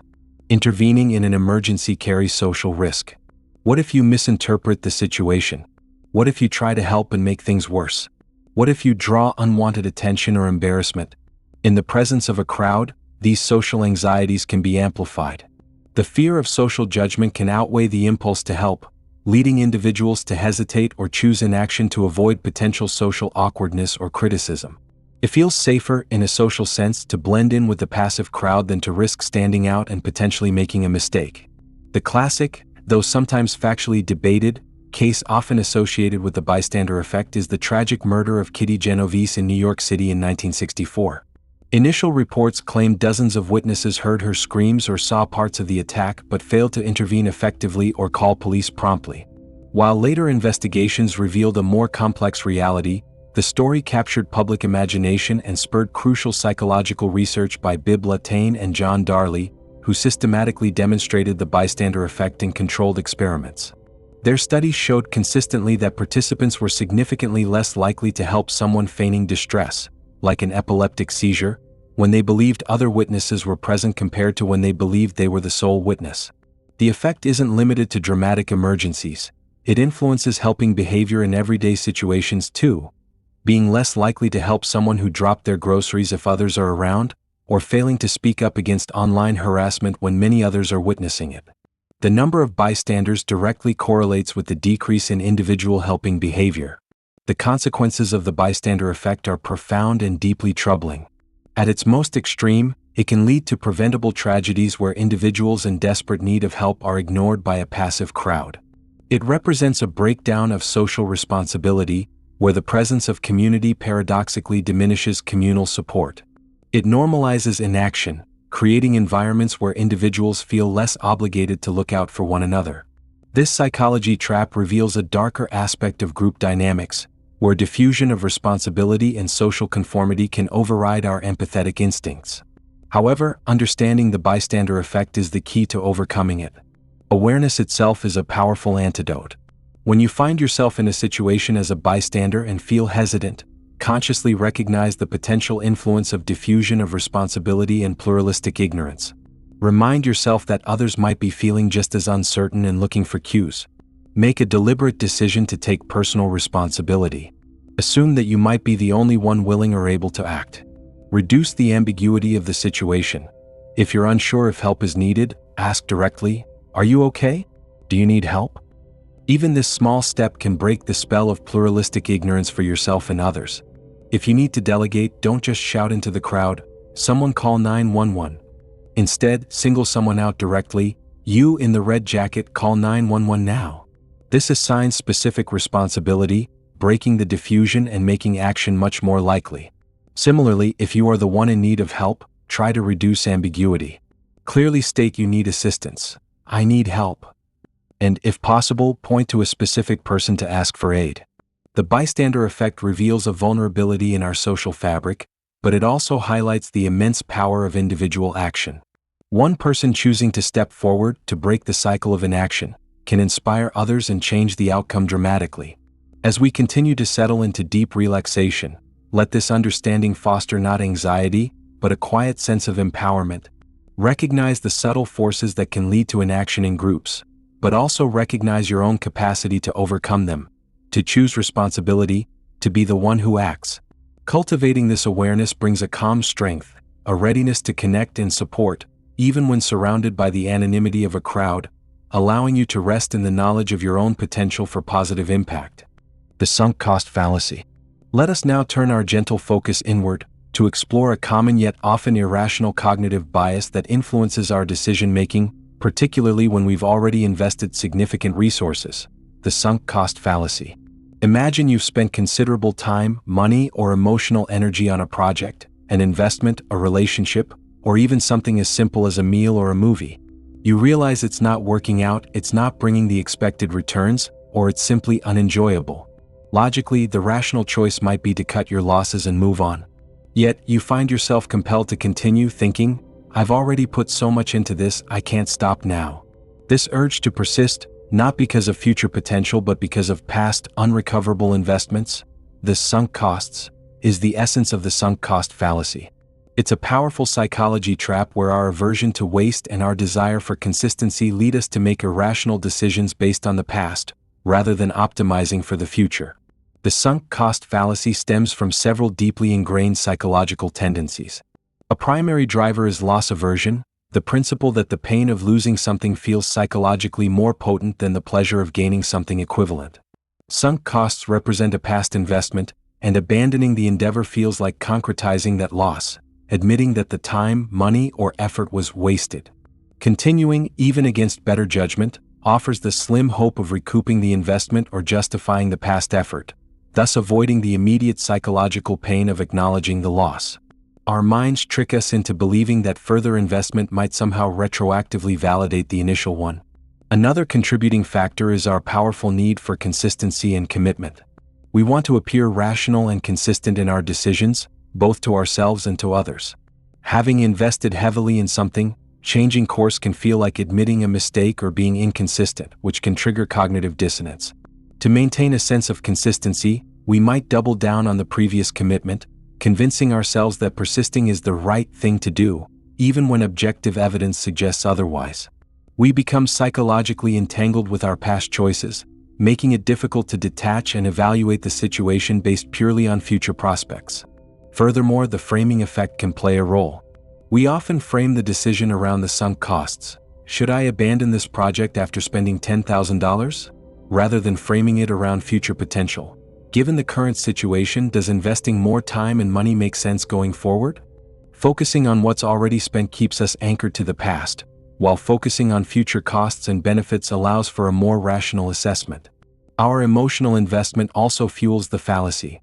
We become attached to projects, relationships, or possessions we've poured effort into, making it harder to let go, even when it's the logical choice. The sunk cost fallacy manifests in countless everyday situations, large and small. Consider finishing a terrible movie simply because you've already watched the first hour, or forcing yourself to finish a large meal you don't enjoy just because you paid for it. Think about continuing to pour money into repairing an old, unreliable car because you've already spent so much on it, when buying a newer, more reliable car might be more economical in the long run. In business, it can lead companies to persist with failing projects or product lines because significant resources have already been invested, throwing good money after bad instead of cutting losses and redirecting resources to more promising ventures. Governments can fall prey to this too, continuing massive infrastructure projects that are vastly over budget and behind schedule, driven by the initial investment rather than a rational assessment of future viability. Perhaps most poignantly, the sunk cost fallacy influences personal relationships. People might stay in unhappy or unhealthy relationships simply because they've invested years of their life, shared experiences, or emotional energy, fearing that leaving would mean all that time was wasted. Similarly, individuals might stick with unfulfilling careers because they've invested heavily in education or training, even if a different path might bring greater happiness or success. We cling to the past investment, letting it dictate our future, even when it leads away from well-being. The primary consequence of succumbing to the sunk cost fallacy is the continued wasting of valuable resources, time, money, energy, emotional well-being, on endeavors that are unlikely to yield positive returns. It prevents us from cutting our losses and redirecting those resources towards more fruitful opportunities. It keeps us stuck in negative situations, hindering growth and preventing us from moving forward. It leads to irrational decision-making driven by past commitments and emotional attachments rather than future potential. It's a thinking error that chains us to the past, preventing us from making optimal choices for the present and future. So, how can we break free from the powerful grip of the sunk cost fallacy? The most crucial step is a mental shift. Learn to consciously ignore sunk costs when making decisions about the future. Recognize that past investments, whether time, money, or effort, are gone. They cannot be recovered regardless of your future actions. The only things that matter for a rational decision are the future costs and the future benefits. Ask yourself the critical question: knowing what I know now and ignoring everything I've already invested, would I still choose to invest more resources into this endeavor starting today? If the answer is no, then continuing based on sunk costs is likely irrational. Reframe the situation. Instead of seeing abandoning a project as wasting past efforts, view it as freeing up resources for better opportunities. See past investments not as failures to be redeemed, but as learning experiences that inform future decisions. Admitting a past choice was suboptimal is not a sign of weakness, but of strength and rationality. Setting clear exit criteria before starting a major project or investment can also help. Defining objective milestones or loss limits in advance makes it easier to recognize when it's time to cut losses, rather than relying on emotional judgment in the heat of the moment. Seeking advice from objective third parties who are not emotionally invested in the past decisions can provide valuable perspective. They can evaluate the situation based purely on future prospects, helping to counteract your own sunk cost bias. Finally, practice letting go. Acknowledge the emotional difficulty of abandoning something you've invested in, but consciously choose to prioritize future well-being and rational allocation of resources over honoring past unrecoverable costs. Understanding the sunk cost fallacy brings a profound sense of liberation. It frees us from the burden of past decisions, allowing us to make choices based on present realities and future possibilities. As you continue to relax deeply tonight, let go of any lingering attachments to past investments that no longer serve you. Recognize the pull of sunk costs, the desire to justify the past, but gently release it. Embrace the freedom that comes from focusing on the future, knowing that the wisest path is often the one that acknowledges when it's time to change course, allowing you to rest peacefully, unburdened by the weight of what's already gone. Okay, let us continue our gentle exploration, delving deeper into the subtle ways our minds interpret patterns and assign responsibility. Gambler's fallacy. We now turn our quiet attention to a fascinating cognitive bias that arises from our often flawed intuition about randomness, the gambler's fallacy. Imagine watching a coin flip. It lands on heads 5 times in a row. What do you expect the next flip to be? Many people instinctively feel that tails is somehow due, that the coin needs to balance out the previous streak. This belief, that past independent events in a random sequence influence future outcomes, specifically that a particular result is more likely to occur because it hasn't happened recently, or less likely because it has happened recently, is the essence of the gambler's fallacy. It stems from a fundamental misunderstanding of probability and randomness, a psychology trap where we impose patterns and expectations onto processes that are, by their very nature, memoryless. The core error behind the gambler's fallacy lies in failing to recognize the independence of random events. In processes like a fair coin flip, a roulette wheel spin, assuming it's fair, or drawing lottery numbers, each event is entirely independent of the ones that came before it. The coin has no memory of landing on heads 5 times. The probability of heads or tails on the next flip remains exactly 50-50, regardless of the previous outcomes. The roulette ball doesn't remember landing on red several times and feel an obligation to land on black. Each spin is a fresh start, governed solely by the laws of chance for that single event. Our minds, however, struggle with true randomness. We are pattern-seeking creatures, constantly trying to find order and predictability in the world. When faced with a random sequence, we often mistakenly apply the logic of dependent events or expect a short-term balancing that doesn't statistically exist in independent trials. We project an illusion of order onto chaos. This thinking error is often confused with its opposite, the hot hand fallacy, where people believe that a streak of success, like a basketball player making several shots in a row, makes future success more likely. Both fallacies stem from misinterpreting random sequences, but the gambler's fallacy specifically focuses on the expectation of reversal or balancing after a streak. We expect random processes to look random even in the short term, leading us to believe that deviations from the expected average, like a run of heads, must soon be corrected. In reality, long-term averages only emerge over a vast number of trials. Short-term streaks and clusters are perfectly normal in random sequences. The gambler's fallacy derives its name from its prevalence in gambling situations, where it can lead to significant financial losses. A gambler at a roulette table might see red come up several times consecutively and start betting heavily on black, believing it's due. Each spin, however, remains an independent event with the same probability for red or black, ignoring the green 0/00 for simplicity. The previous spins have absolutely no bearing on the next outcome. This faulty reasoning can lead gamblers to chase losses, increasing their bets based on the mistaken belief that their luck must turn around soon, often with disastrous financial consequences. Similarly, lottery players might avoid numbers that were drawn recently, believing they are less likely to appear again, or specifically choose numbers that haven't appeared in a while, thinking they are due. Both strategies ignore the fundamental randomness of the draw. But the influence of the gambler's fallacy extends far beyond casinos and lotteries. It subtly shapes decision-making in various aspects of life. Investors might sell a stock after it has risen for several consecutive days, believing a downturn is due, even if the underlying fundamentals haven't changed. Conversely, they might buy a declining stock thinking it must rebound soon, ignoring potential underlying problems. Loan officers might become slightly more likely to approve an application after rejecting several in a row, or vice versa, subconsciously seeking to balance their decisions, even if each application should be judged independently on its merits. Sports fans often fall prey to this, believing a team on a losing streak is due for a win, or a player in a slump is due for a hit, regardless of the complex factors influencing actual performance. Even in everyday judgments, this cognitive bias can appear. If you experience several minor inconveniences in a row, spilling coffee, hitting traffic, forgetting your keys, you might start to feel that something good must happen soon to balance things out, or conversely feel that you're due for more bad luck. We impose a narrative of balancing fortune onto random, unrelated daily events. The consequences of the gambler's fallacy primarily involve poor decision-making based on a misinterpretation of probability. It leads to irrational risk-taking in gambling and investing. It can distort judgments in professional settings where independent evaluations are required. It fosters superstitious beliefs about luck and randomness, preventing a clear understanding of how chance actually operates.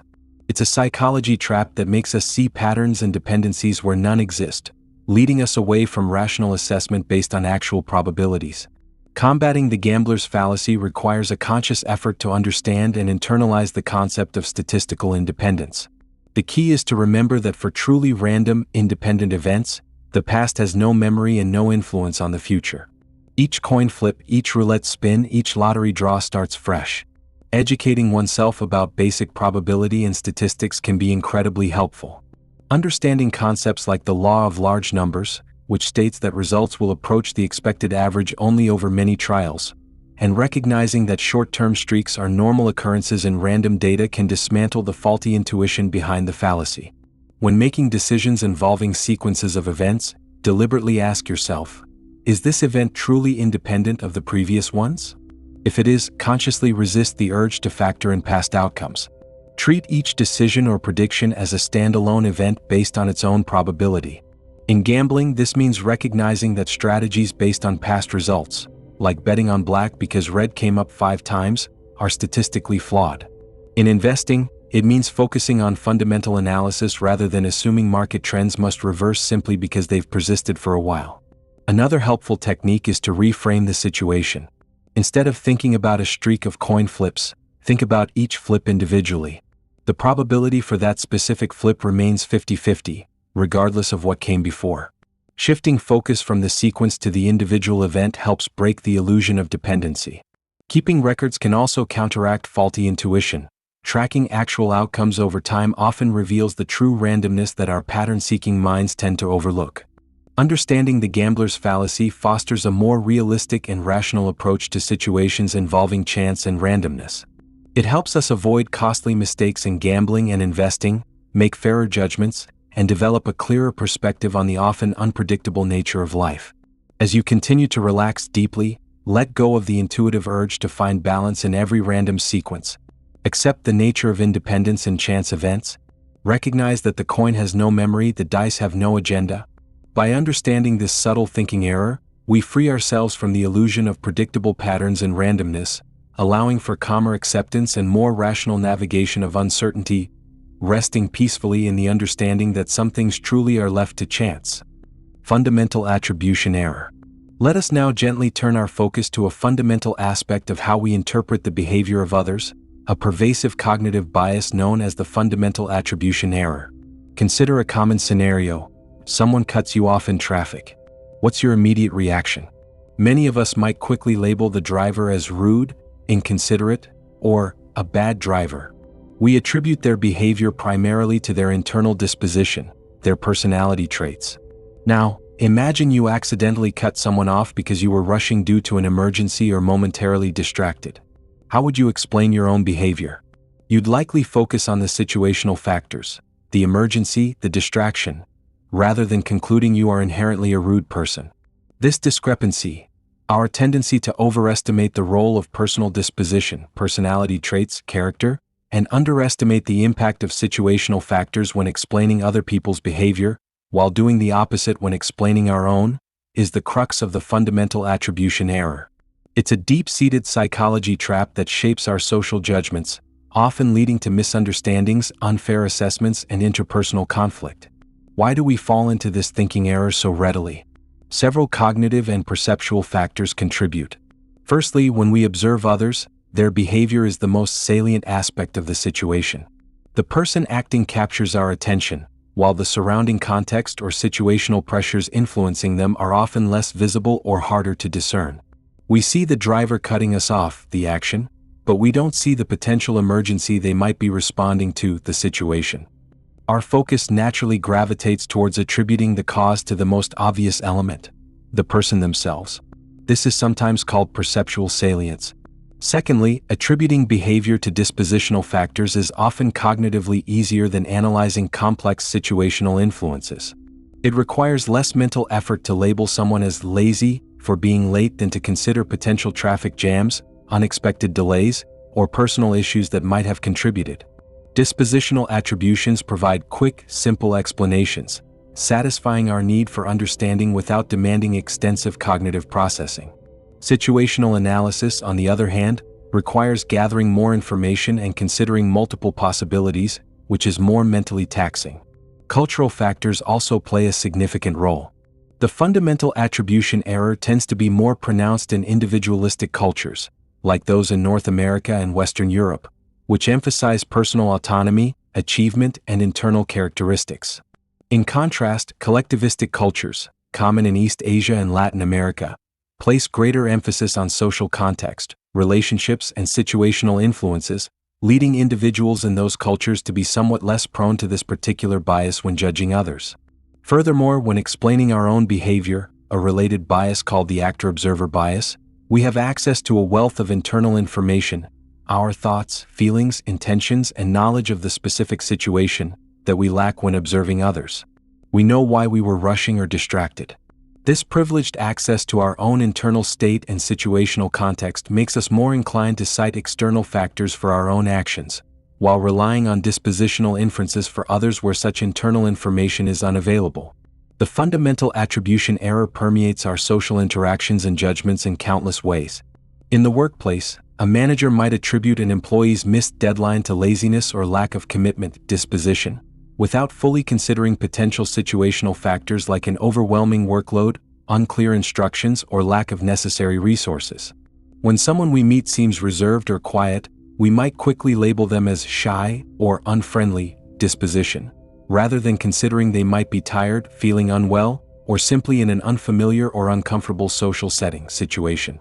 When observing someone struggling with poverty or unemployment, observers might be quick to attribute their situation to personal failings like lack of effort or poor choices, disposition, while underestimating systemic factors like economic downturns, lack of opportunities, or societal inequalities, situation.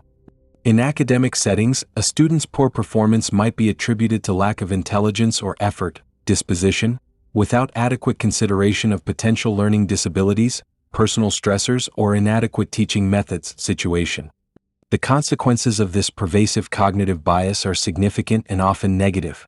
It leads to unfair judgments and stereotyping, as we quickly categorize people based on limited behavioral observations without considering the context. It fosters interpersonal conflict and misunderstanding, as we attribute negative intentions to others based on their actions, while excusing our own similar actions based on circumstances. It can hinder empathy, making it harder to understand why people behave the way they do when we focus solely on presumed personality flaws. It can lead to poor decision-making in areas like hiring, team management, and policy making, as we misdiagnose the causes of behavior and implement ineffective solutions, e.g., blaming individuals instead of addressing systemic issues. It's a fundamental psychology trap that distorts our social perception and interaction. How can we mitigate the fundamental attribution error and cultivate more accurate, compassionate judgments? The journey begins, as always, with awareness. Simply knowing that we have this tendency to overemphasize personality and underemphasize situation when judging others is a crucial first step.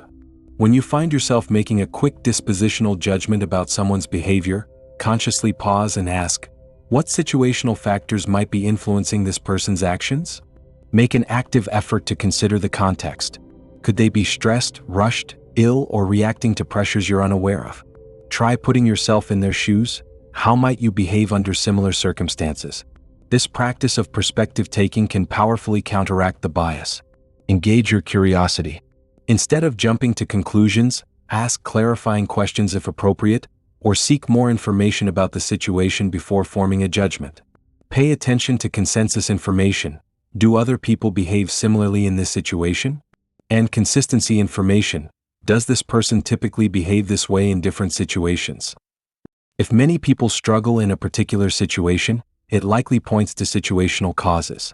If a person behaves consistently across various situations, dispositional factors might play a larger role, but situational context should still be considered.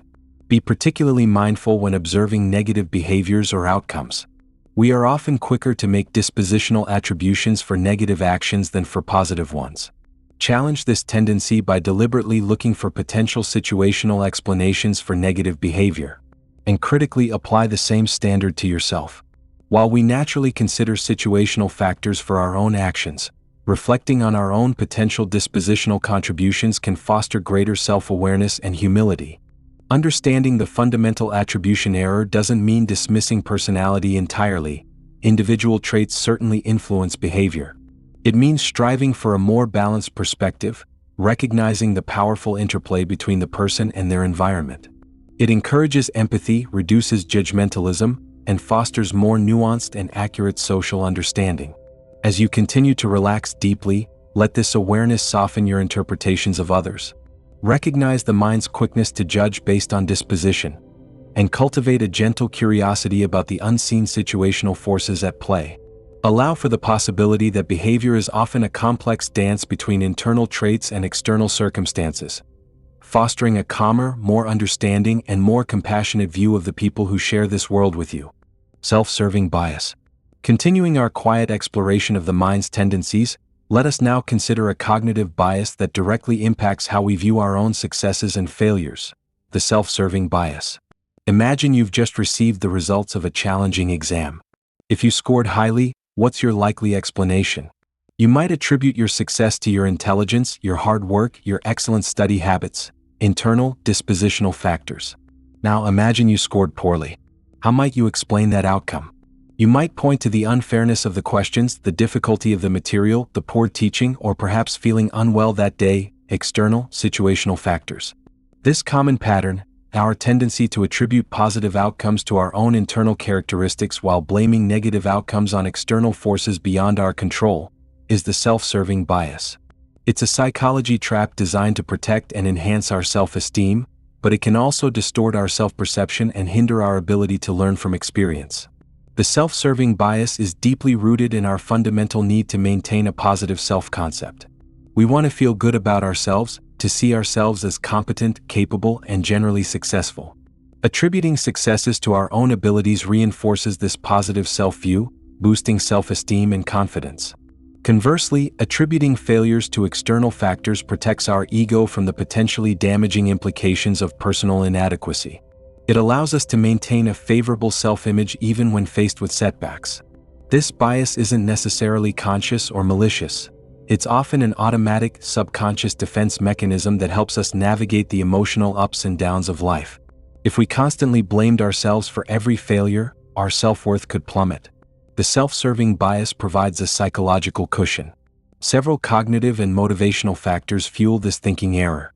Motivationally, as mentioned, the desire to protect and enhance self-esteem is paramount. We are motivated to see ourselves in a positive light. Cognitively, we often have more information about our own efforts and intentions related to successes than we do about the external factors contributing to failures. When we succeed after working hard, our effort is highly salient. When we fail, the external obstacles or unexpected difficulties might genuinely feel more prominent in our experience. Furthermore, we generally expect to succeed. When success occurs, it confirms our expectations and seems like the natural result of our abilities. Failure, being unexpected, prompts a search for external explanations. Something must have gone wrong outside of me. The self-serving bias manifests across a vast spectrum of human experience. In academics, students often attribute good grades to their intelligence and effort, while attributing poor grades to unfair tests or bad teaching. In the workplace, employees might take personal credit for successful projects. My leadership made it happen, but blame external factors like lack of resources, uncooperative colleagues, or market conditions for failures. It wasn't my fault. The situation was impossible. Athletes frequently attribute victories to their skill and training, while attributing losses to bad luck, poor officiating, or unfavorable conditions.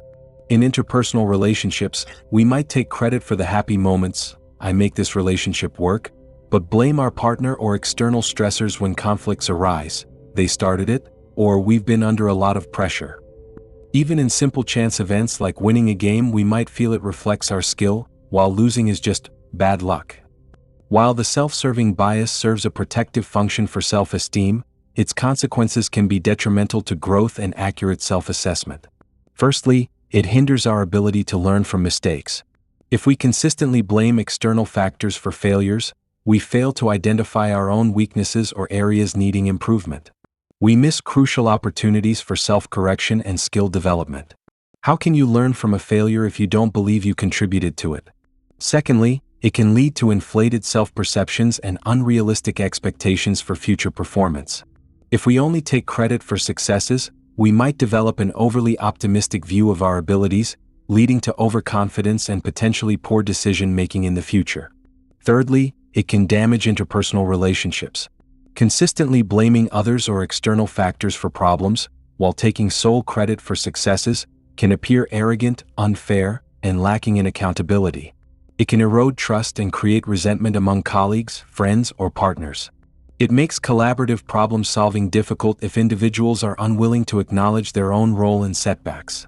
This psychology trap prioritizes individual ego protection over mutual understanding and shared responsibility. How, then, can we temper the effects of the self-serving bias and cultivate a more balanced and accurate view of our accomplishments and shortcomings? As with other biases, conscious awareness is the first and most crucial step. Recognize the natural human tendency to attribute successes internally and failures externally. When evaluating an outcome, deliberately pause and challenge your initial attribution. Ask yourself honestly, what specific actions did I take that contributed to this success? And equally importantly, what role did I play in this failure? What could I have done differently? Make a conscious effort to consider both internal and external factors for both successes and failures. Success is rarely solely due to individual effort. Luck, timing, and help from others often play a role. Acknowledge and appreciate these external contributions. Similarly, failure is rarely entirely due to external forces. There are usually internal aspects, decisions, skills, effort levels, that contributed. Taking ownership, even partial ownership, is key to learning. Seeking objective feedback from trusted sources can provide a valuable reality check. Others may see our contributions, both positive and negative, more clearly than we see them ourselves. Be open to constructive criticism about failures, viewing it not as an attack on your self-worth, but as an opportunity for growth. Similarly, when receiving praise for success, graciously acknowledge the role others or circumstances might have played. Practicing empathy, trying to understand situations from others' perspectives, can also help moderate the bias, especially in interpersonal contexts. Consider how your actions might have impacted others, both positively and negatively. Cultivating gratitude can counteract the tendency to take sole credit for success. Acknowledging the help, opportunities, and luck involved fosters humility.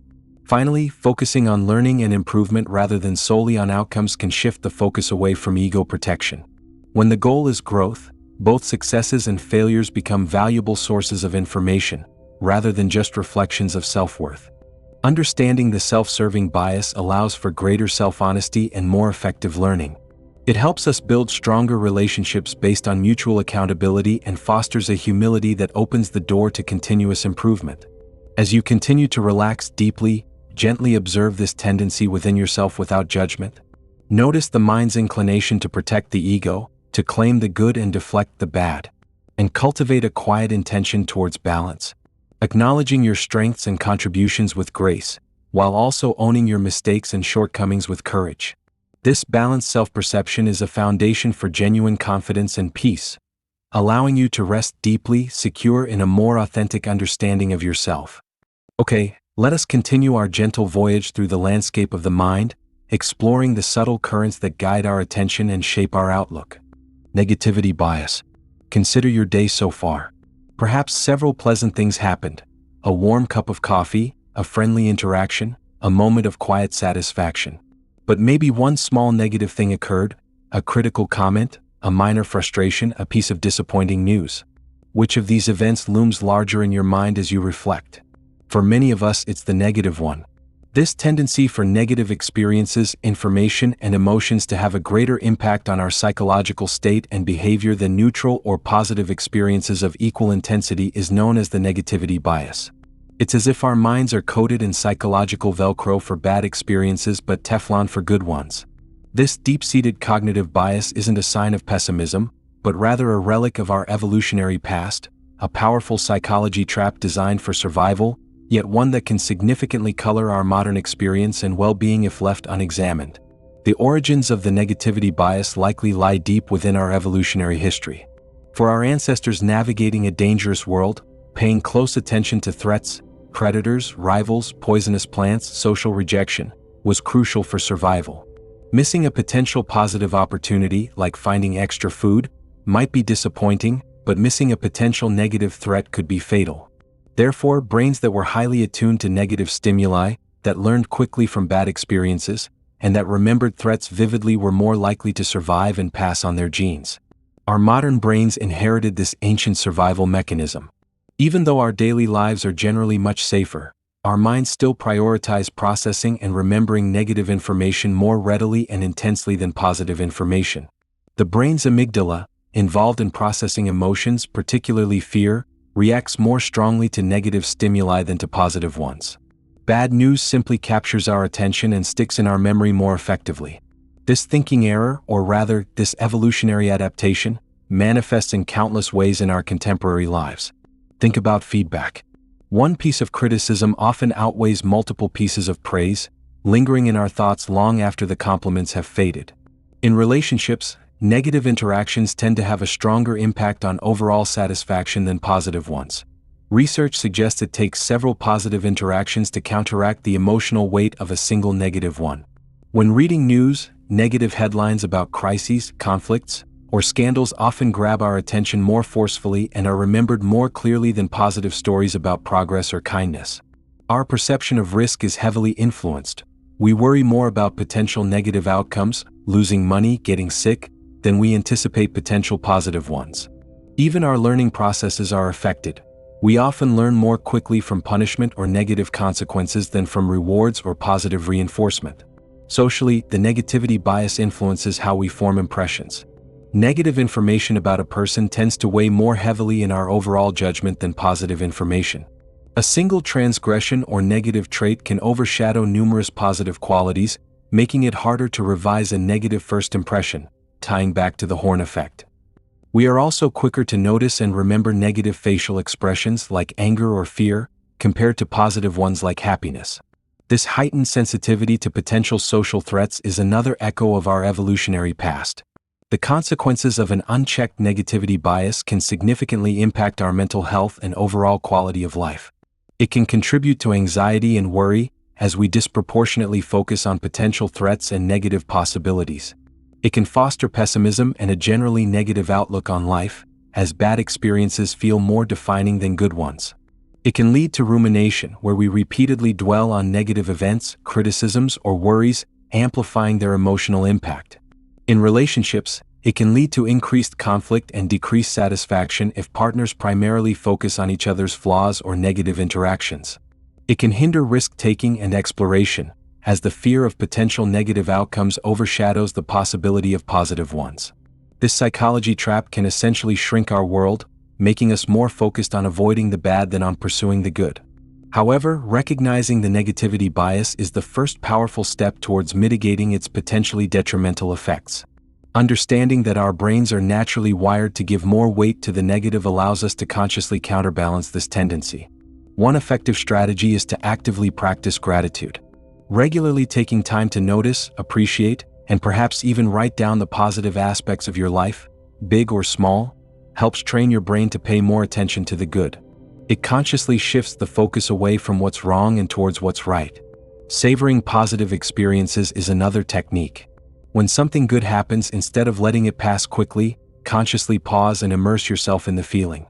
Pay attention to the sensory details, the emotions, the thoughts associated with the positive moment. This deliberate savoring helps embed positive experiences more deeply in memory, counteracting the brain's natural tendency to gloss over them. Practicing mindfulness and self-compassion is also crucial.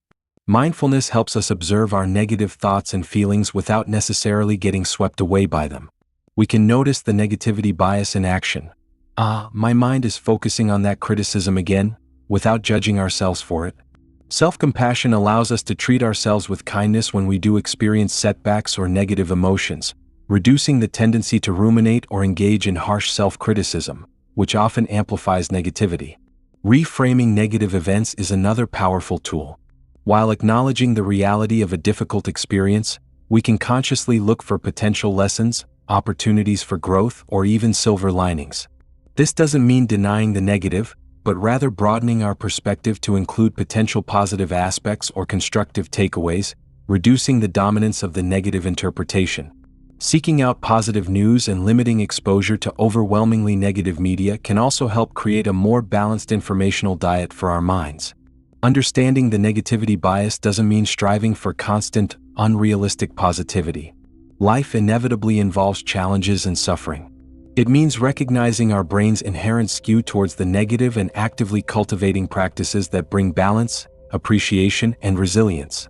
It's about acknowledging the evolutionary roots of this bias while consciously choosing to nurture a more balanced and appreciative perspective on our experiences.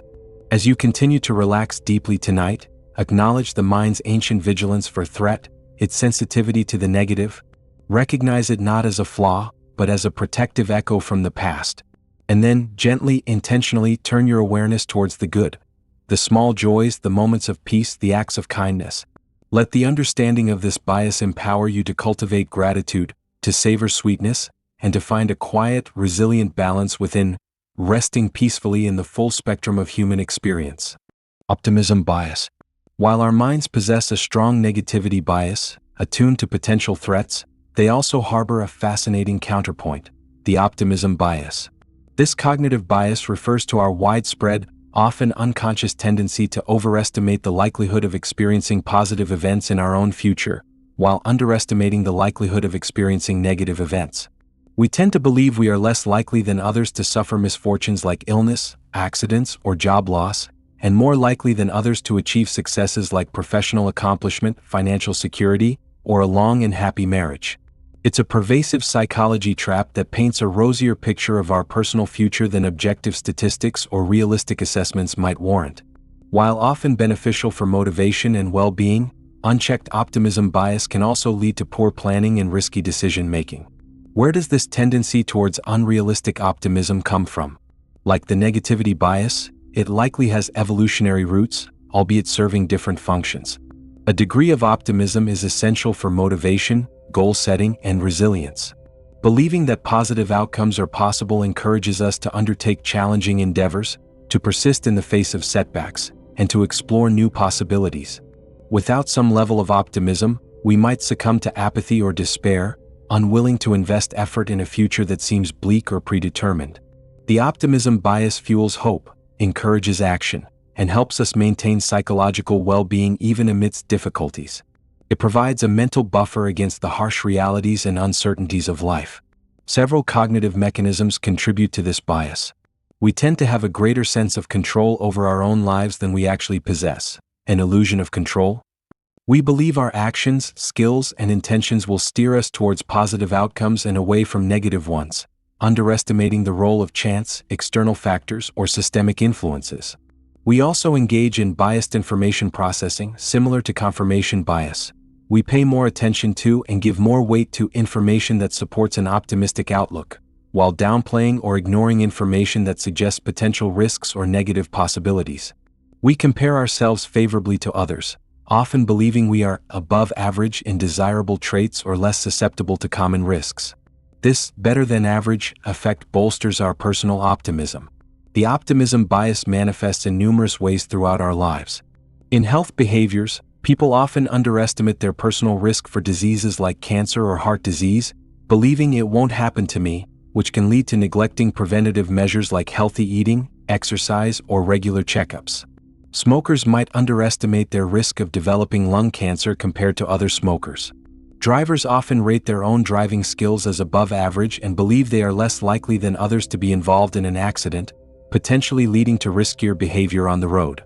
Financially, the optimism bias can lead individuals to overestimate investment returns, underestimate the time needed to save for retirement, or take on excessive debt, believing their future income prospects are rosier than they realistically might be.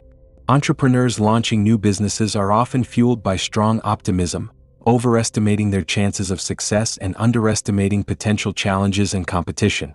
While this optimism is often necessary to take the initial leap, it can also lead to inadequate planning and higher failure rates if not tempered with realism. In planning personal projects like home renovations or completing a major assignment, we frequently fall victim to the planning fallacy, a specific manifestation of optimism bias where we underestimate the time, cost, and resources required to complete a task, while overestimating the benefits. We focus on the best-case scenario, neglecting potential obstacles or delays. While the optimism bias can clearly lead to detrimental outcomes like poor preparation, excessive risk-taking, and disappointment when reality falls short of expectations, it's crucial to recognize its positive aspects as well. As mentioned, optimism fuels motivation, enhances resilience, and contributes significantly to mental and even physical well-being. Studies show that optimists tend to cope better with stress, have stronger immune systems, and even live longer than pessimists. The bias encourages us to strive, to hope, and to maintain a positive outlook, which are vital for navigating life's inherent challenges. The key, therefore, is not to eliminate optimism, but to find a healthy balance. What some researchers call realistic optimism. How can we harness the benefits of optimism while mitigating the risks of the optimism bias? Awareness is the crucial starting point. Recognize the tendency within yourself and others to paint an overly rosy picture of the future. When making important plans or decisions, actively challenge your optimistic assumptions. Ask yourself, what are the potential downsides? What obstacles might arise? What is the realistic worst-case scenario? Engaging in pre-mortem thinking, imagining that a project or plan has failed and working backward to identify potential causes, can be a powerful way to uncover risks that optimism might obscure. Ground your plans in concrete data and past experience whenever possible. Instead of relying solely on optimistic projections, look at historical trends, statistical probabilities, or the experiences of others in similar situations. While your situation might be unique, objective data provides a valuable reality check. Seek feedback from diverse perspectives. Talk to people who might have a more cautious or critical view. Their input can help counterbalance your own potential optimism. When estimating time or resources for a project, combating the planning fallacy, break the task down into smaller steps and consider past experiences with similar tasks, adding a buffer for unexpected delays. Crucially, distinguish between optimism about the outcome and optimism about your ability to cope. It's healthy to believe in your resilience and capacity to handle setbacks. This kind of optimism fosters perseverance. Unrealistic optimism, however, focuses solely on the belief that only good things will happen, leaving you unprepared when challenges inevitably arise. Strive for hope tempered with preparedness. Understanding the optimism bias allows us to approach the future with a blend of enthusiasm and realism. It helps us harness the motivational power of hope while guarding against the pitfalls of wishful thinking. As you continue to relax deeply, acknowledge the mind's natural inclination towards hope, its tendency to see the future through a brighter lens. Appreciate this bias for the resilience and motivation it provides, but also hold it gently, tempering it with a quiet awareness of reality's complexities. Strive for a balanced optimism, one that fuels action while respecting uncertainty, allowing you to rest peacefully, hopeful yet grounded, ready to navigate the future with both courage and wisdom. Framing effect. Our final exploration in this part of our journey concerns the subtle but remarkably powerful influence of presentation, the framing effect. This cognitive bias demonstrates that the way information is presented, the frame used to describe a choice, a situation, or an outcome, can significantly alter our perceptions, judgments, and ultimately our decision-making, even when the underlying objective facts remain exactly the same. It's not just what is said, but how it's said that shapes our response. The framing effect reveals that we are not purely rational calculators weighing objective data. Our choices are deeply influenced by the context, the language, and the emotional connotations embedded in how options are framed. Understanding this psychology trap is crucial for navigating a world saturated with persuasive messages and for making more conscious, deliberate choices. The framing effect works by highlighting certain aspects of a situation while downplaying others, thereby influencing the reference point we use for evaluation. Psychologists Daniel Kahneman and Amos Tversky famously demonstrated this with their Asian disease problem. Participants were presented with a hypothetical outbreak expected to kill 600 people and asked to choose between two programs to combat it. One group was presented with choices framed in terms of gains: lives saved Program A, where 200 people will be saved, or Program B, where there is a 1/3 probability that 600 people will be saved and a 2/3 probability that no people will be saved. In this frame, most people chose the certain outcome, Program A, saving 200 lives. Another group was presented with the exact same scenario, but framed in terms of losses: lives lost Program C, where 400 people will die, or Program D, where there is a 1/3 probability that nobody will die and a 2/3 probability that 600 people will die. Notice that Program A and C are identical outcomes, as are B and D. However, when framed in terms of losses, most people chose the probabilistic option, Program D, gambling to avoid the certain loss of 400 lives. This experiment powerfully illustrates how framing the same outcome as a gain versus a loss dramatically reverses people's preferences, highlighting our tendency towards risk aversion when dealing with potential gains and risk-seeking when facing potential losses, a concept related to loss aversion, which we will explore soon. There are several types of framing that influence our decisions. Gain framing emphasizes the positive aspects or benefits of a choice, e.g., this procedure has a 90% success rate. Loss framing highlights the negative aspects or potential downsides, e.g., this procedure has a 10% failure rate. Even though the information is statistically identical, people often react more favorably to gain framing and more negatively, becoming more risk-averse or risk-seeking depending on the context, to loss framing.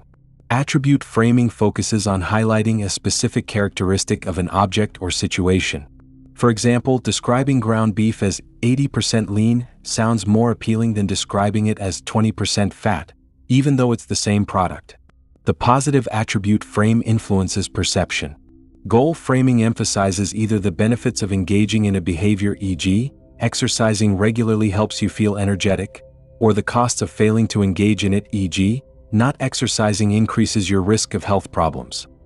Research suggests loss framing can sometimes be more motivating for health behaviors, tapping into our aversion to negative consequences. The framing effect is ubiquitous in marketing, politics, media, and healthcare. Advertisers frame products to emphasize benefits, gain frame, or highlight what you'll miss out on if you don't buy, loss frame. Politicians frame policies to garner support, emphasizing potential gains for allies or potential losses imposed by opponents. News headlines frame events in ways that evoke specific emotional responses or align with a particular narrative. Doctors explaining treatment options can inadvertently influence patient choices based on whether they frame outcomes in terms of survival rates, gain, or mortality rates, loss. Even the wording of survey questions can frame responses, subtly guiding participants towards certain answers. The consequence of the framing effect is that our choices can be easily manipulated by the way information is presented, leading us to make decisions that might not align with our true preferences or objective interests if the information were framed differently. It highlights our susceptibility to subtle linguistic cues and emotional appeals, demonstrating that our rationality is bounded and context-dependent. We might choose a less optimal option simply because it was framed more attractively, or avoid a beneficial choice because it was framed in terms of potential loss. This thinking error underscores the importance of critically evaluating not just the content of information, but also its presentation. How can we become more aware of and resistant to the framing effect? The first step is recognizing its existence and actively looking for how choices and information are being framed. When presented with a decision, especially one involving gains and losses or specific attributes, consciously try to reframe it yourself. If a medical procedure is described with a 90% success rate, mentally reframe it as having a 10% failure rate. Does your feeling about it change? If a product is advertised as 80% lean, remind yourself it's also 20% fat. This simple act of reframing helps neutralize the bias introduced by the initial presentation. Seek out multiple sources of information presented in different ways. Comparing how different news outlets frame the same event, or how different experts describe the risks and benefits of a decision, can reveal underlying framing biases and provide a more balanced perspective. Focus on the absolute values and underlying facts rather than just the relative comparisons or emotional language used in the frame. Ask yourself, what are the core numbers? What are the objective outcomes, regardless of whether they are described as gains or losses? Slowing down the decision-making process also helps. The framing effect often works best when we react quickly and intuitively. Taking time to reflect, analyze the options logically, and consider the implications from different angles can reduce the impact of the initial frame. Developing numeracy skills, comfort and competence with understanding probabilities and statistics, can also make you less susceptible to misleading frames based on numerical presentation. Understanding the framing effect empowers us to become more critical consumers of information and more deliberate decision makers. It highlights the power of language and context, reminding us that meaning is often constructed, not just conveyed. As you continue to relax deeply, let this awareness bring a sense of quiet discernment. Recognize how the frame around a picture changes how we see it, how the words used to describe a choice shape our feelings about it. Cultivate a gentle practice of looking beyond the frame, seeking the underlying substance, reframing possibilities in your own terms. This allows for calmer, clearer choices, less swayed by external presentation and more aligned with your own inner understanding. Resting peacefully in the awareness of how perception is shaped, and the power you hold to reshape it. Okay, let us continue our gentle immersion into the subtle currents of the mind, exploring the forces that shape our feelings about gain and loss. Loss aversion. Imagine two scenarios. In the first, you unexpectedly find a $50 bill on the street. A pleasant surprise, certainly. In the second scenario, you realize you've lost a $50 bill that was in your pocket. How do these two events feel? For most people, the negative feeling associated with losing $50 is significantly stronger, more potent, and more memorable than the positive feeling associated with gaining the same amount. This asymmetry in our emotional response to gains and losses is the core of loss aversion, a fundamental cognitive bias identified by psychologists Daniel Kahneman and Amos Tversky as part of their groundbreaking prospect theory. It suggests that, psychologically, the pain of a loss typically looms about twice as large as the pleasure of an equivalent gain. This isn't just a minor preference. It's a powerful psychology trap that profoundly influences our decision-making, risk tolerance, and attachment to what we possess, often leading us down paths that are not strictly rational from a purely economic standpoint. Why are we seemingly wired to feel losses so much more acutely than gains? The roots likely lie deep in our evolutionary past. For our ancestors living on the edge of survival, losing vital resources, food, shelter, social standing, could have catastrophic, even fatal, consequences. Missing out on a potential gain, while disappointing, was generally less threatening to immediate survival. Therefore, developing a strong aversion to potential losses, a heightened sensitivity to anything that might diminish one's resources or safety, conferred a significant survival advantage. Brains that prioritized avoiding loss were more likely to navigate dangers successfully. This ancient survival instinct persists in our modern minds, even when the losses we face are financial, social, or emotional rather than life-threatening. Our emotional circuitry is still calibrated to react more strongly to the prospect of losing something than to the prospect of gaining something of equal objective value. Loss aversion manifests powerfully in our decision-making, particularly concerning risk.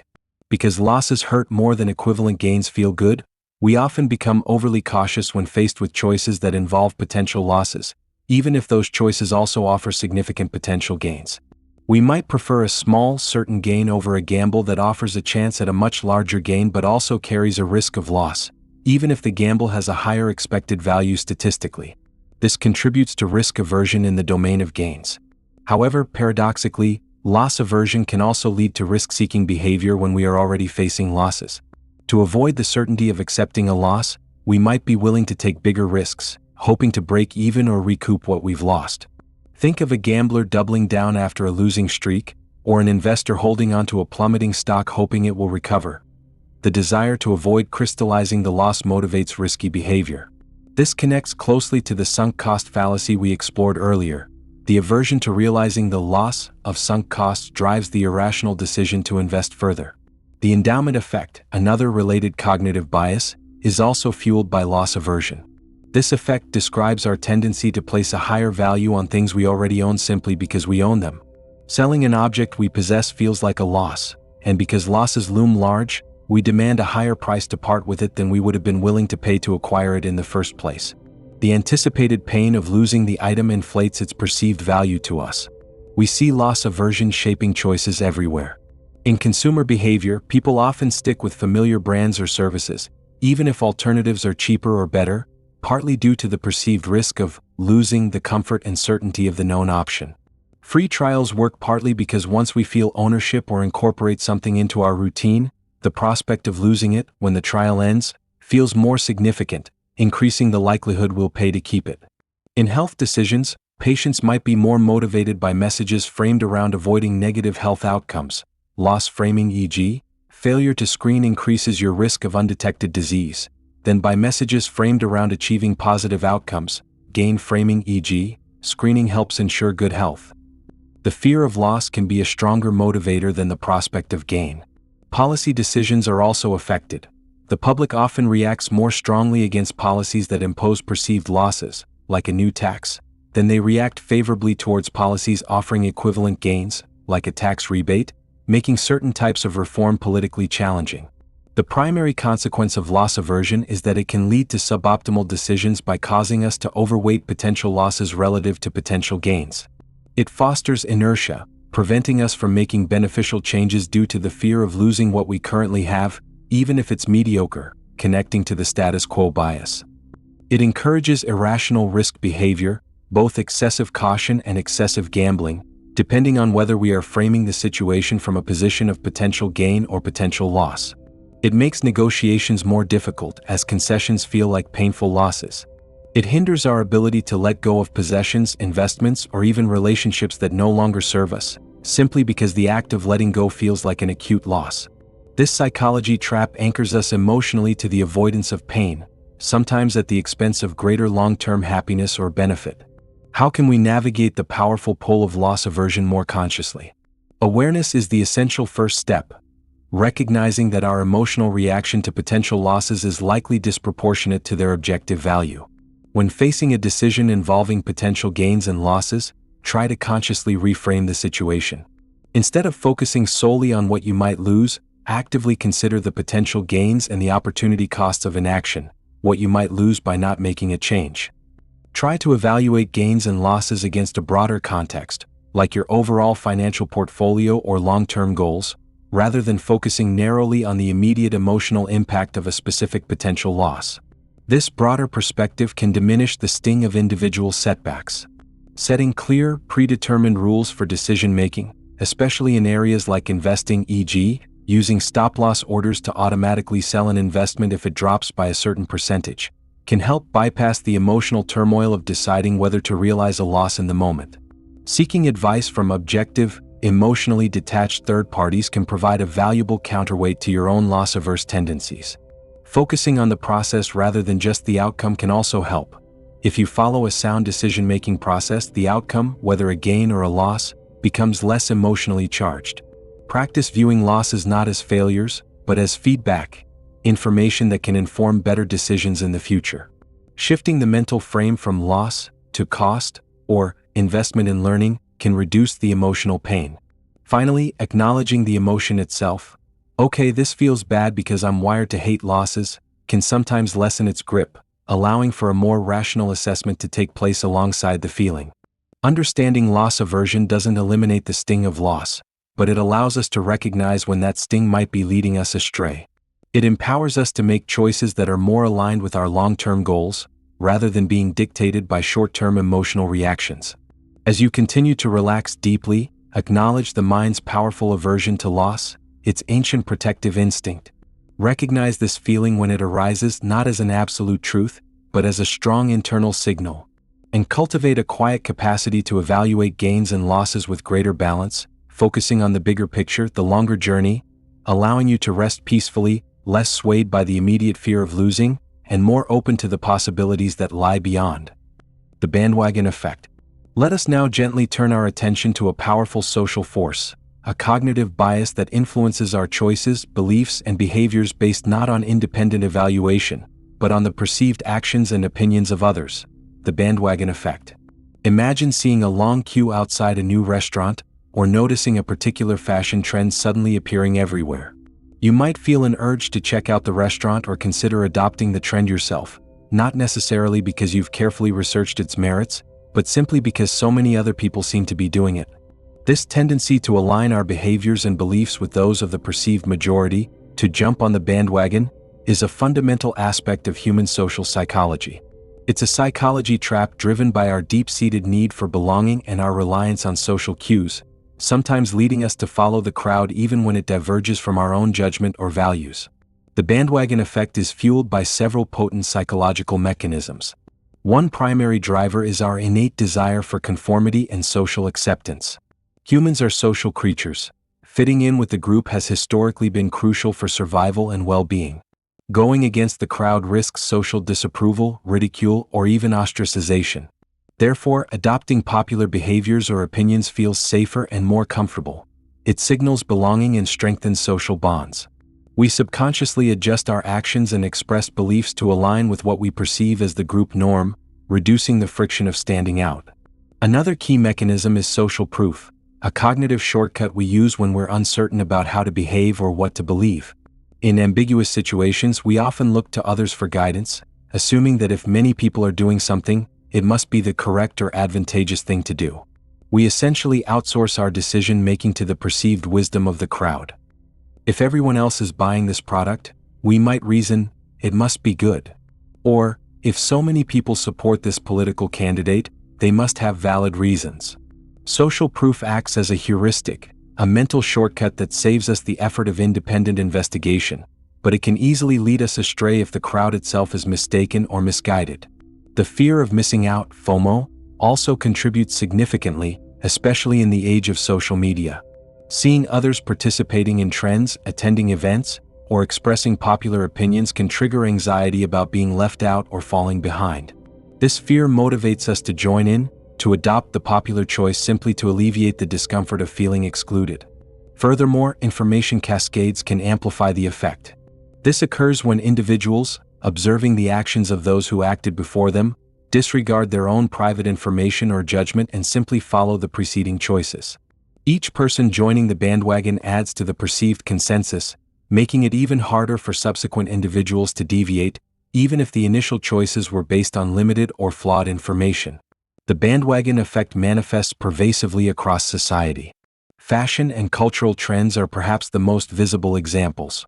Styles of clothing, music, slang, or even diets can spread rapidly as people adopt them simply because they become popular, driven by the desire to fit in or seem current. Consumer behavior is heavily influenced. We often choose products, brands, restaurants, or travel destinations based on their popularity, online reviews, a form of social proof, or seeing others use them. Bestseller lists and most popular tags leverage this bias directly. Financial markets are notoriously prone to herd behavior, where investors pile into rising assets, creating bubbles, or rush to sell during downturns, creating crashes, driven more by the actions of the crowd than by fundamental analysis. The fear of missing out on gains or the panic of potential losses spreads quickly through social contagion. Politics relies heavily on the bandwagon effect. Candidates emphasize poll numbers and rally sizes to create an impression of inevitable victory, hoping to sway undecided voters who prefer to back a perceived winner. People may adopt political opinions or affiliations based on their social circle or perceived societal trends rather than deep personal conviction. Social media platforms are powerful amplifiers of the bandwagon effect. Viral trends, popular hashtags, and widely shared opinions gain momentum simply because they are visible, encouraging others to join in, often without critical evaluation. The number of likes, shares, or followers acts as a potent form of social proof. While aligning with the group can sometimes be adaptive, e.g., following safety norms, the consequences of blindly following the bandwagon effect can be negative. It leads to the suppression of critical thinking and independent judgment.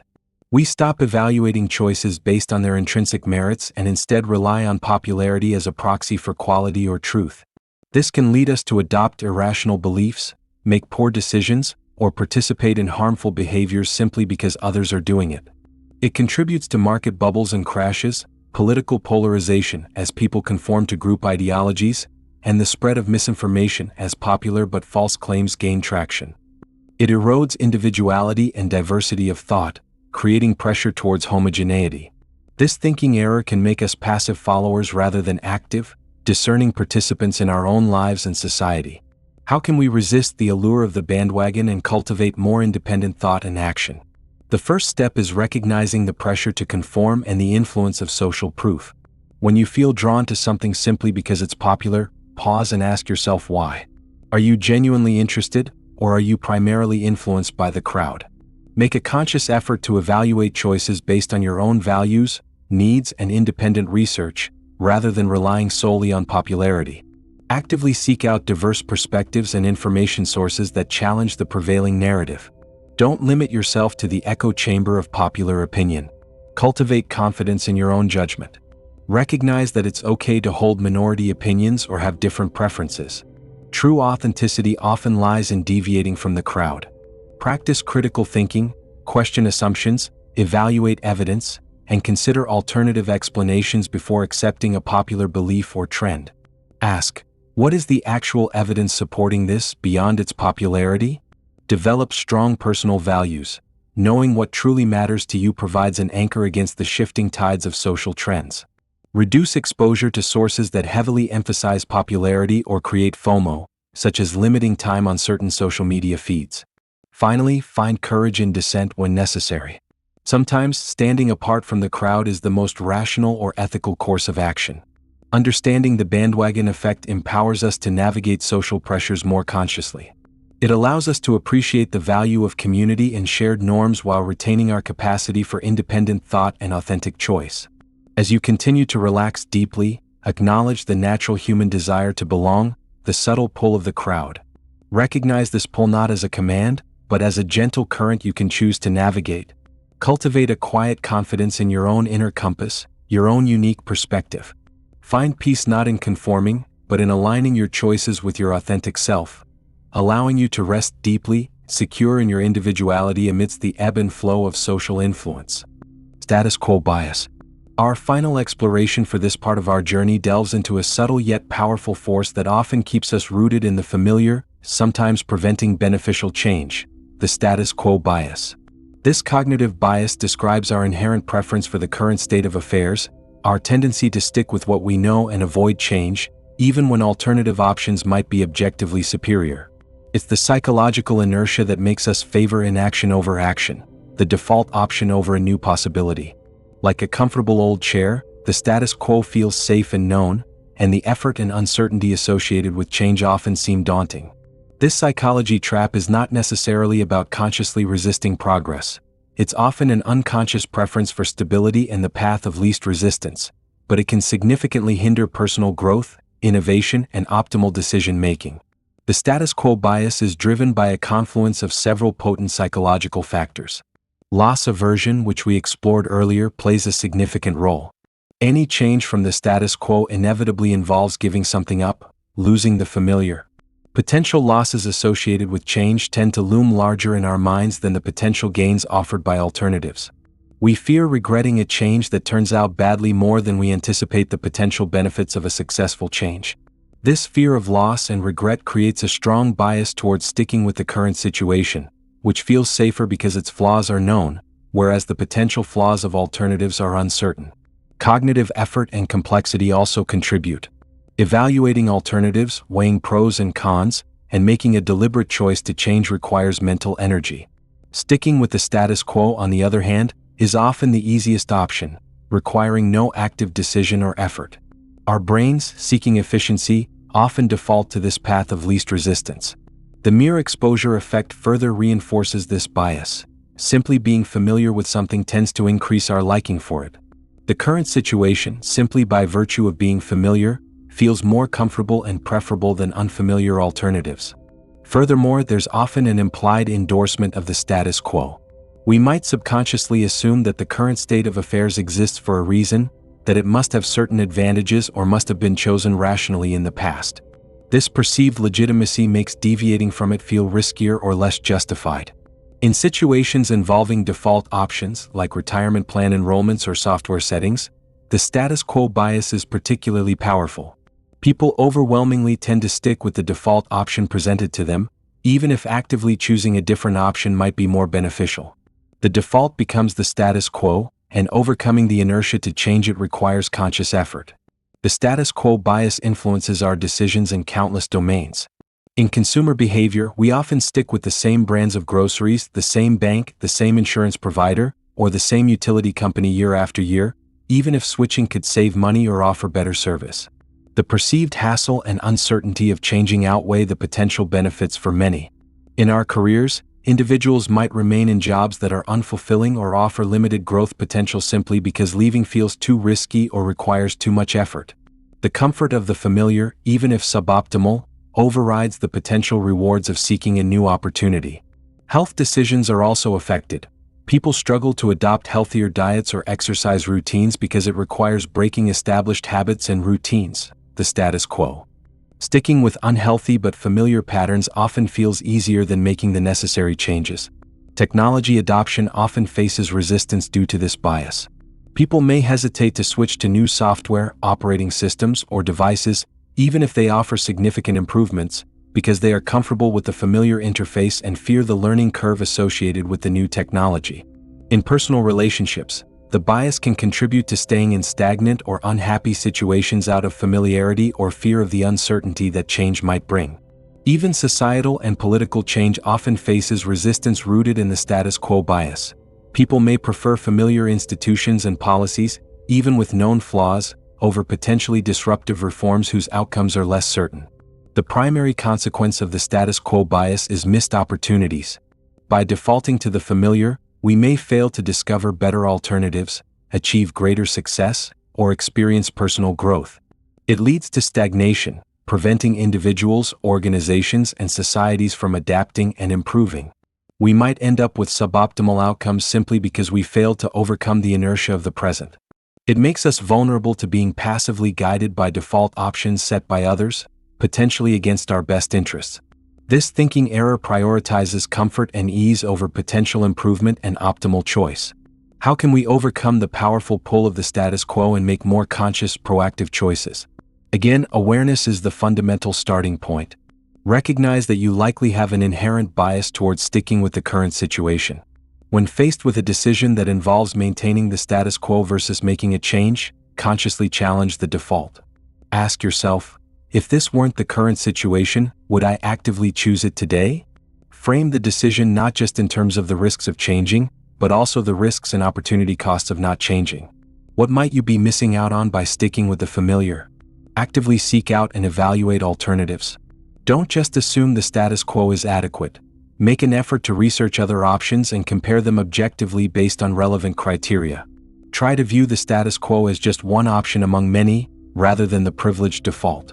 Setting specific goals for improvement can create the necessary motivation to overcome inertia. If you have a clear vision of something better you want to achieve, it becomes easier to justify the effort and uncertainty involved in making a change.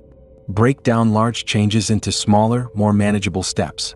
The prospect of a complete overhaul can be daunting, but incremental changes feel less risky and easier to implement, gradually shifting the status quo. Use framing to your advantage. Sometimes thinking of the change as returning to a previous, better state, or as avoiding a future negative consequence of inaction, can make it feel less like a radical departure. Periodically review your existing choices and situations, subscriptions, investments, routines, even relationships, to ensure they are still serving you well, rather than continuing them simply out of habit or inertia. Understanding the status quo bias allows us to approach decision-making with greater intentionality. It empowers us to question inertia, explore possibilities, and make changes that lead to genuine improvement and growth, rather than remaining comfortably stuck. As you continue to relax deeply tonight, acknowledge the comforting pull of the familiar, the mind's natural preference for the known path. Recognize this bias not as a fault, but as a tendency towards ease, and cultivate a quiet openness to change, a gentle willingness to evaluate the present not just for its comfort, but for its potential. Allow yourself to rest peacefully, knowing that growth often lies just beyond the edge of the familiar, and that you possess the capacity to navigate that edge with awareness and intention. Okay, let us proceed with the final segments from your list, continuing our gentle exploration of the mind's intricate pathways. Clustering illusion. Our minds are remarkable pattern-detecting machines. We constantly scan the world, searching for order, meaning, and predictability.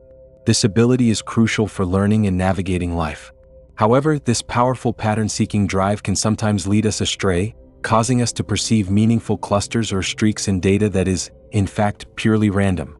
This tendency to see patterns where none exist, to underestimate the natural clumpiness of randomness, is known as the clustering illusion.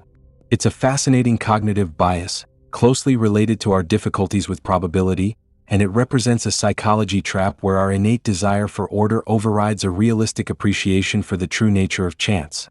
We see phantom patterns, connections that aren't there, simply because random distributions often don't look random to our pattern-hungry brains. Why are we so prone to seeing clusters and randomness? A key reason lies in our intuitive misunderstanding of what randomness actually looks like. We often expect random sequences or distributions to be perfectly uniform, evenly spread out. When we see clumps or streaks, like several heads in a row in coin flips, a basketball player hitting multiple shots consecutively, the hot hand belief, or a perceived cancer cluster in a neighborhood, we interpret these as deviations from randomness, assuming there must be an underlying cause or pattern. However, statisticians know that true randomness is inherently lumpy. Streaks and clusters are not only possible but statistically expected to occur purely by chance in any sufficiently large random data set. Our expectation of uniformity is flawed. Randomness doesn't mean perfect alternation, it means a lack of predictable order, which naturally includes temporary clusters. This thinking error is fueled by our brain's relentless search for meaning and causality. Finding patterns helps us make sense of the world and predict the future. When faced with seemingly non-random clusters, our minds automatically start looking for explanations. We might attribute a basketball player's streak to them being hot, ignoring the inherent variability in performance. We might suspect an environmental cause for a perceived disease cluster, even when statistical analysis shows it's within the bounds of random chance variation. The clustering illusion arises because we find it difficult to accept randomness as an explanation. We prefer narratives involving cause and effect, even when none exists. It's uncomfortable to acknowledge that some events, some clusters, just happen by chance. This bias shares similarities with the gambler's fallacy, but they are distinct. The gambler's fallacy involves expecting a reversal after a streak, believing tails is due after several heads.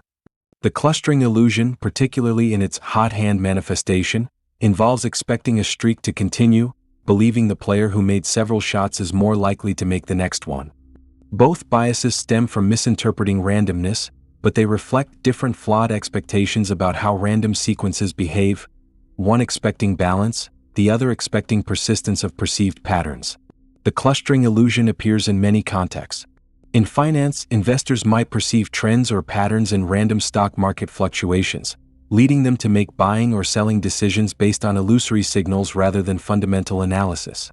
They see hot streaks or support levels that are merely artifacts of random price movements. In sports, coaches and fans often believe in hot hands, adjusting strategies based on recent successes, even though extensive research suggests that success on one attempt, like a basketball shot, generally doesn't increase the probability of success on the next independent attempt. The perception of a streak is often just a random cluster. In evaluating performance, managers might overinterpret short-term clusters of success or failure in an employee's work, attributing them to stable changes in ability or motivation when they might just be normal random variations. Even in scientific research, the clustering illusion can be a pitfall. Researchers might perceive significant patterns in noisy data that are actually due to random chance, leading to false conclusions if not subjected to rigorous statistical analysis. The human eye is simply too good at finding apparent order, even in randomness. Historical analysis can also be affected. We might perceive patterns or turning points in sequences of events that, upon closer statistical examination, are consistent with random fluctuations. The consequences of the clustering illusion primarily involve making poor judgments and decisions based on perceived patterns that aren't real. It can lead to superstitious beliefs, flawed causal explanations, wasted resources chasing illusory trends in finance or business, and unfair evaluations based on random short-term variations.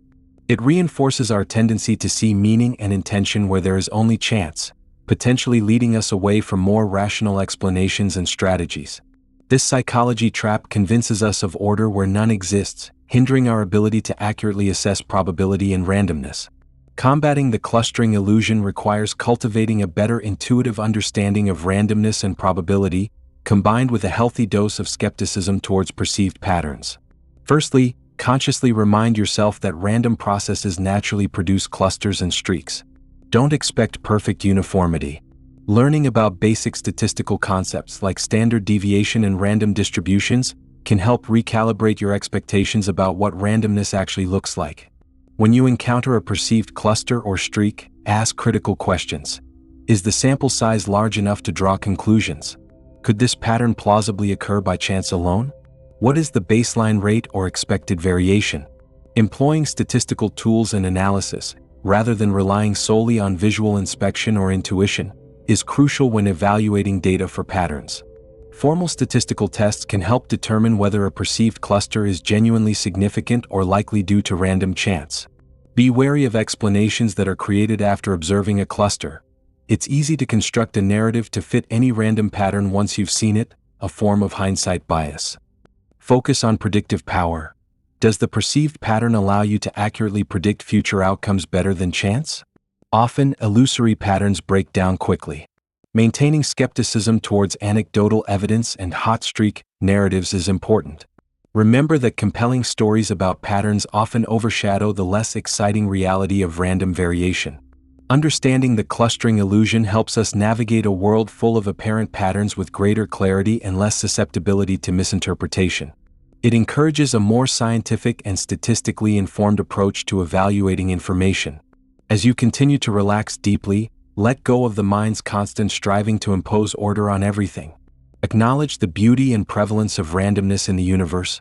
Recognize that streaks and clusters can arise naturally like waves on the ocean without needing a deeper cause. Cultivate a quiet acceptance of chance, a peaceful understanding that not every perceived pattern holds profound meaning, allowing you to rest calmly, embracing both the order and the inherent unpredictability of existence. The Endowment Effect. Let us now gently consider our relationship with possessions, not just their practical use, but the subtle psychological value we attach to them simply because they are ours. This brings us to the Endowment Effect, a fascinating cognitive bias closely linked to loss aversion. It describes our tendency to ascribe significantly more value to an item merely because we own it, compared to how we would value the same item if we did not own it. If you were asked to sell a coffee mug you've owned for a while, you would likely demand a higher price for it than you would be willing to pay to buy an identical mug. This gap between selling price and buying price for the same object, driven purely by ownership, is the endowment effect in action. It's a psychology trap where possession itself inflates perceived worth, leading to decisions that aren't always aligned with objective market value or rational economic principles. The endowment effect is powerfully driven by loss aversion, the principle that losses loom larger psychologically than equivalent gains. When you own something, the prospect of giving it up, selling it, or trading it is framed in your mind as a loss. Because losses feel painful, you require a higher compensation, a higher selling price, to offset that anticipated pain. Conversely, acquiring the same item when you don't own it is framed as a gain. Since gains feel less impactful than losses, your willingness to pay your buying price is typically lower. The simple fact of ownership shifts the psychological reference point, making losing the item feel more significant than gaining it. Ownership also fosters a sense of psychological connection and attachment. The item becomes part of our extended self, imbued with personal significance, memories, or identity.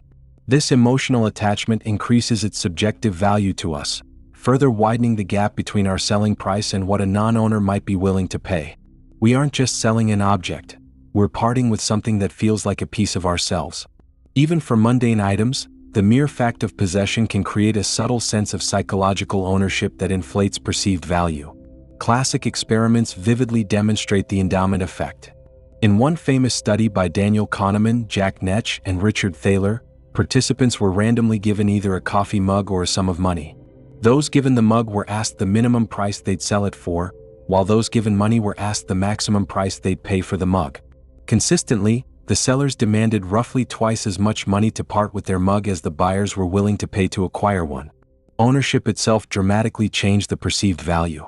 Similar effects have been shown with lottery tickets, chocolate bars, pens, and even hunting licenses. Once something is perceived as mine, its value instantly inflates in my mind. The endowment effect influences behavior in numerous real-world scenarios. It helps explain why people often struggle to declutter their homes, holding on to possessions they rarely use because the anticipated pain of losing them feels greater than the benefit of having more space. It impacts negotiations. Sellers often have inflated expectations of their items' worth, a house, a car, a used piece of furniture, based on their ownership, leading to difficulties in reaching agreements with buyers who perceive the value differently.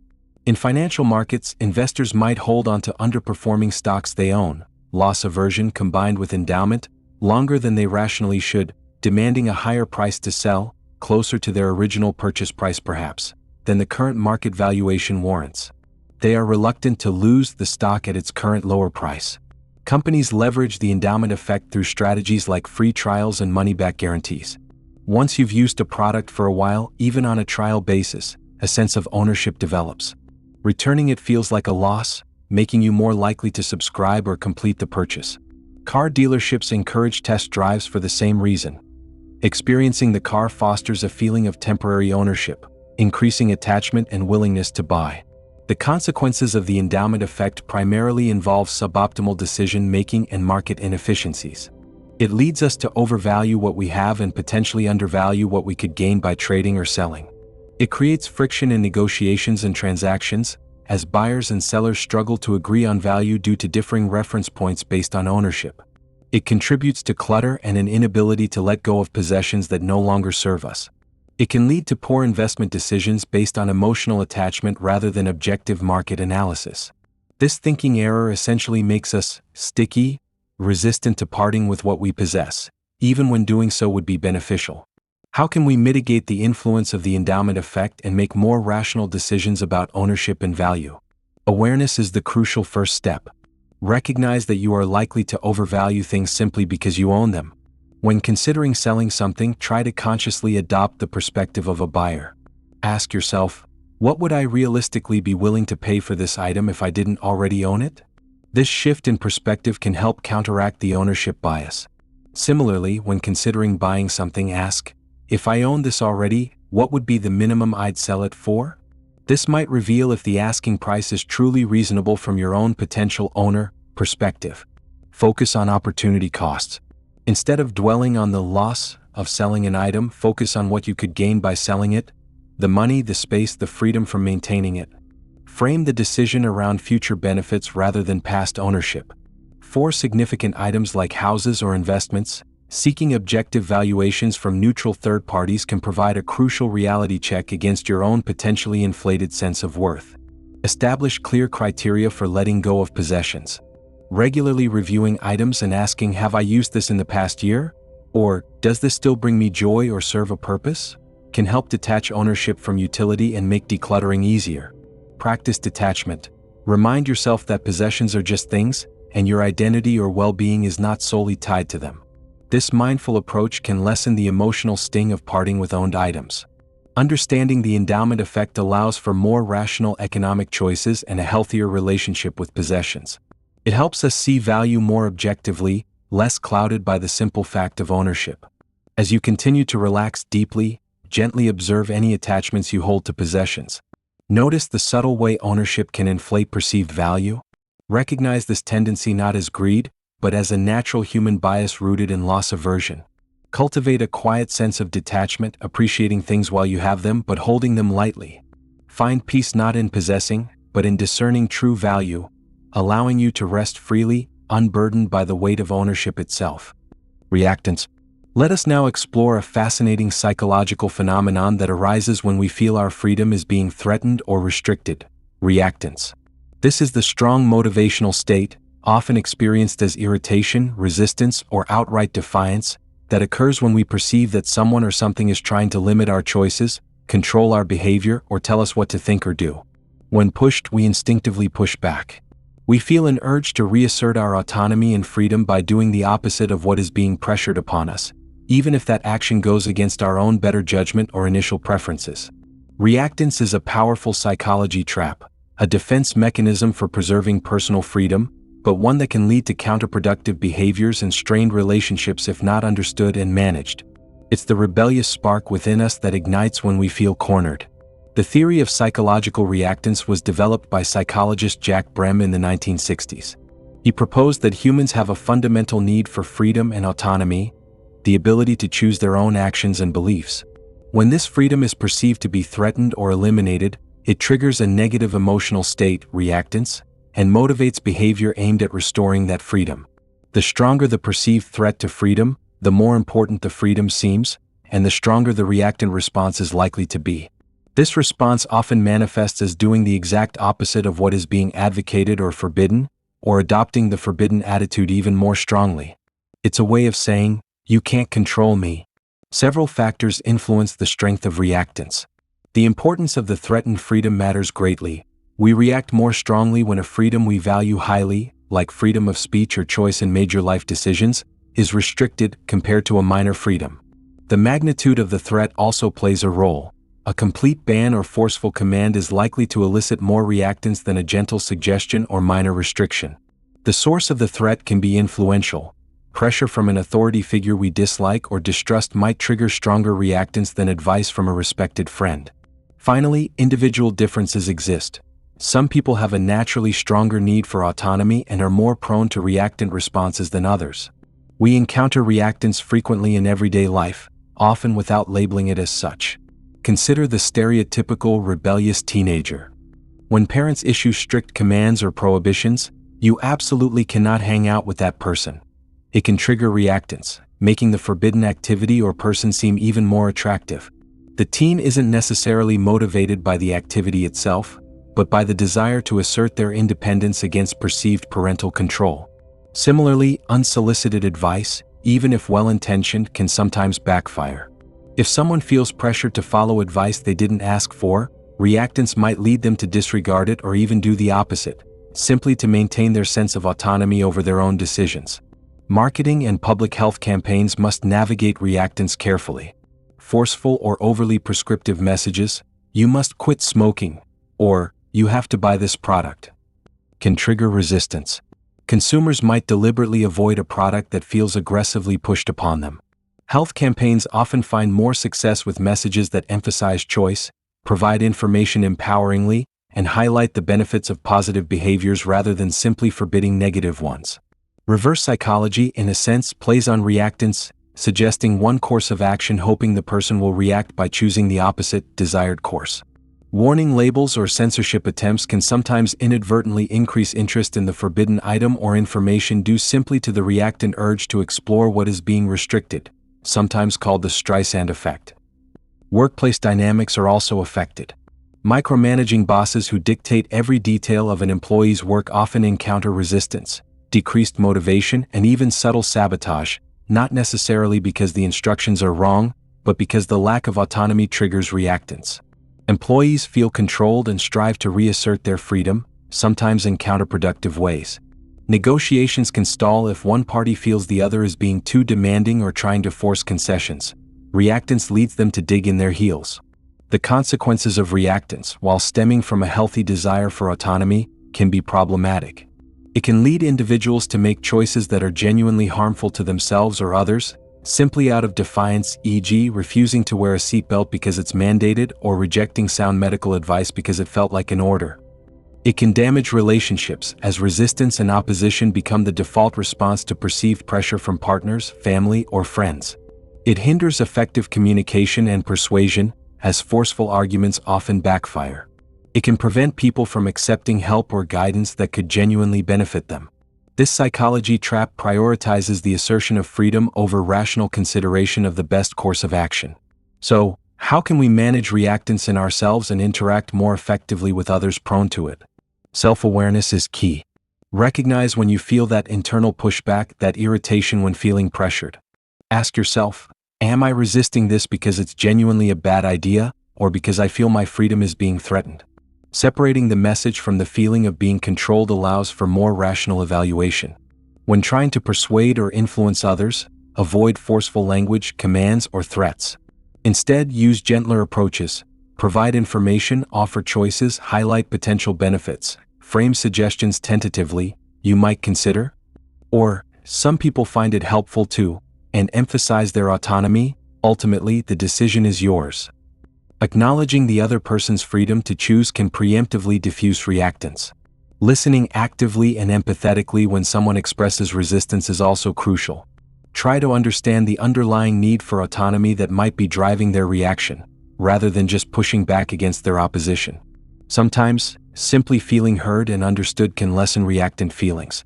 Offering choices, even limited ones, can restore a sense of control and reduce resistance.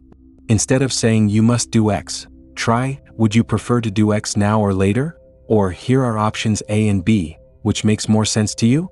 When setting rules or boundaries, e.g., as a parent or manager, explaining the rationale behind them clearly and respectfully, rather than just issuing edicts, can reduce the perception of arbitrary control and minimize reactance.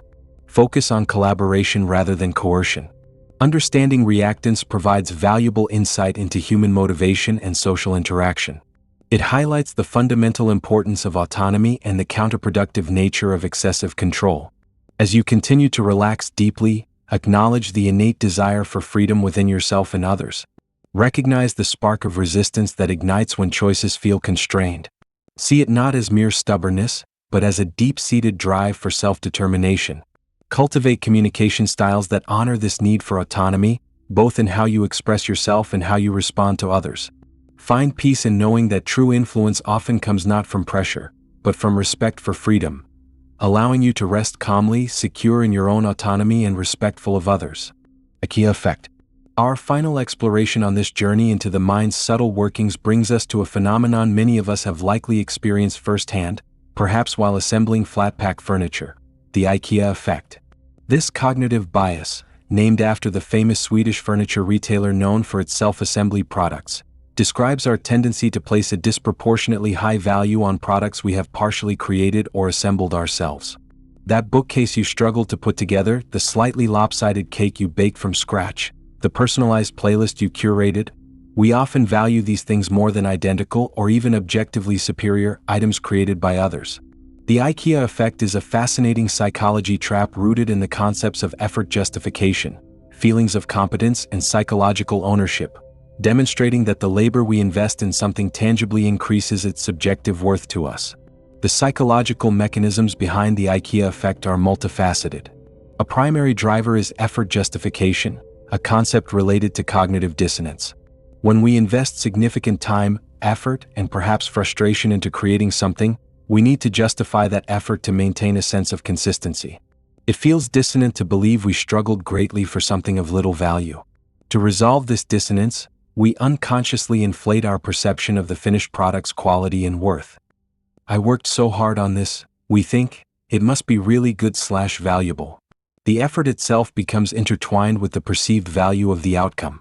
Secondly, successfully completing a task, even a challenging assembly, fosters a feeling of competence and accomplishment. Building something with our own hands satisfies an innate human desire to be effective and skillful. The finished product serves as tangible evidence of our capabilities, boosting our self-esteem. This positive feeling associated with competence gets transferred onto the object itself, making us value it more highly. We see not just a bookcase but a symbol of our own successful effort. Thirdly, the process of creation fosters a stronger sense of psychological ownership, linking back to the Endowment Effect. Investing labor makes the item feel uniquely ours, in a way that a pre-assembled item does not. This heightened sense of ownership increases our attachment and perceived value. It's not just a bookcase, it's my bookcase, the one I built. This personalization, born from effort, makes the object subjectively more precious. Researchers Michael Norton, Daniel Moshon, and Dan Ariely, who coined the term, demonstrated the Ikea effect through various experiments. In one study, participants who assembled Ikea boxes valued them significantly more highly than participants who were only allowed to inspect a pre-assembled identical box. In another, participants who built their own, often imperfect, Lego creations valued them more than objectively similar creations built by others. Even folding origami cranes led participants to value their own amateurish creations more than expertly folded ones. The key factor was the investment of labor in the creation process. Importantly, the effect seems contingent on successful completion. If participants failed to complete the assembly, the increased valuation didn't occur. The Ikea effect has broad implications beyond furniture assembly. It helps explain why we might cherish handmade gifts, both given and received, more than store-bought ones, even if the quality isn't professional. It's why people often feel immense pride in home-cooked meals, DIY projects, or gardens they've tended, valuing the fruits of their labor beyond their objective market worth. It influences consumer behavior. Companies leverage this bias through customization options, design your own sneakers, build your own computer, and products requiring some level of user involvement, meal kits, craft kits. By involving the consumer in the creation process, companies can increase perceived value and customer attachment. In the workplace, the Ikea effect suggests that employees who feel involved in developing projects or processes are likely to feel more ownership and value them more highly, increasing motivation and buy-in. Allowing for participation and contribution can foster a sense of competence and investment. However, it can also have downsides. Managers or team members might overvalue ideas or solutions simply because they were involved in creating them, potentially resisting better alternatives developed externally, related to the not invented here syndrome. We can become overly attached to our own creations, hindering objective evaluation. The consequences of the Ikea effect, while often benign and contributing to personal satisfaction, can sometimes lead to irrational decision-making. We might overspend on DIY projects, overestimate the quality of our own creations, or be reluctant to part with self-made items even when it's practical to do so. We might struggle to objectively evaluate the work of others if we are overly invested in our own contributions. This thinking error prioritizes the feeling derived from effort over an objective assessment of value or quality. Recognizing the Ikea effect allows us to approach our creations and investments of labor with greater self-awareness. When evaluating something you've made or significantly contributed to, consciously try to separate the value derived from your effort and sense of accomplishment from the object's intrinsic quality or market worth. Ask yourself, how would I value this if someone else had made it? Seeking objective feedback from others who don't share your emotional investment can provide a helpful reality check. Appreciate the satisfaction and pride that comes from creating something, but be mindful not to let that feeling completely cloud your judgment of its objective value or its suitability compared to alternatives. When evaluating the ideas or work of others, be aware of the potential "not invented here" bias, the tendency to undervalue external contributions simply because we weren't involved. Understanding the Ikea effect offers a lovely insight into the psychology of effort, value, and satisfaction. It celebrates the deep fulfillment that comes from creation and contribution, while gently cautioning us against letting pride in our labor distort objective assessment. As you settle into the final stages of deep relaxation tonight, reflect on the quiet satisfaction of effort, the value imbued by personal investment. Acknowledge the warmth of accomplishment that attaches itself to the things we create or build. Appreciate this connection, this Ikea effect, as a source of personal meaning, while also holding a gentle awareness of objective value. Find peace in the balance between the pride of creation and the clarity of discernment, resting deeply, content in the knowledge of your own capabilities and the rich value found in mindful effort.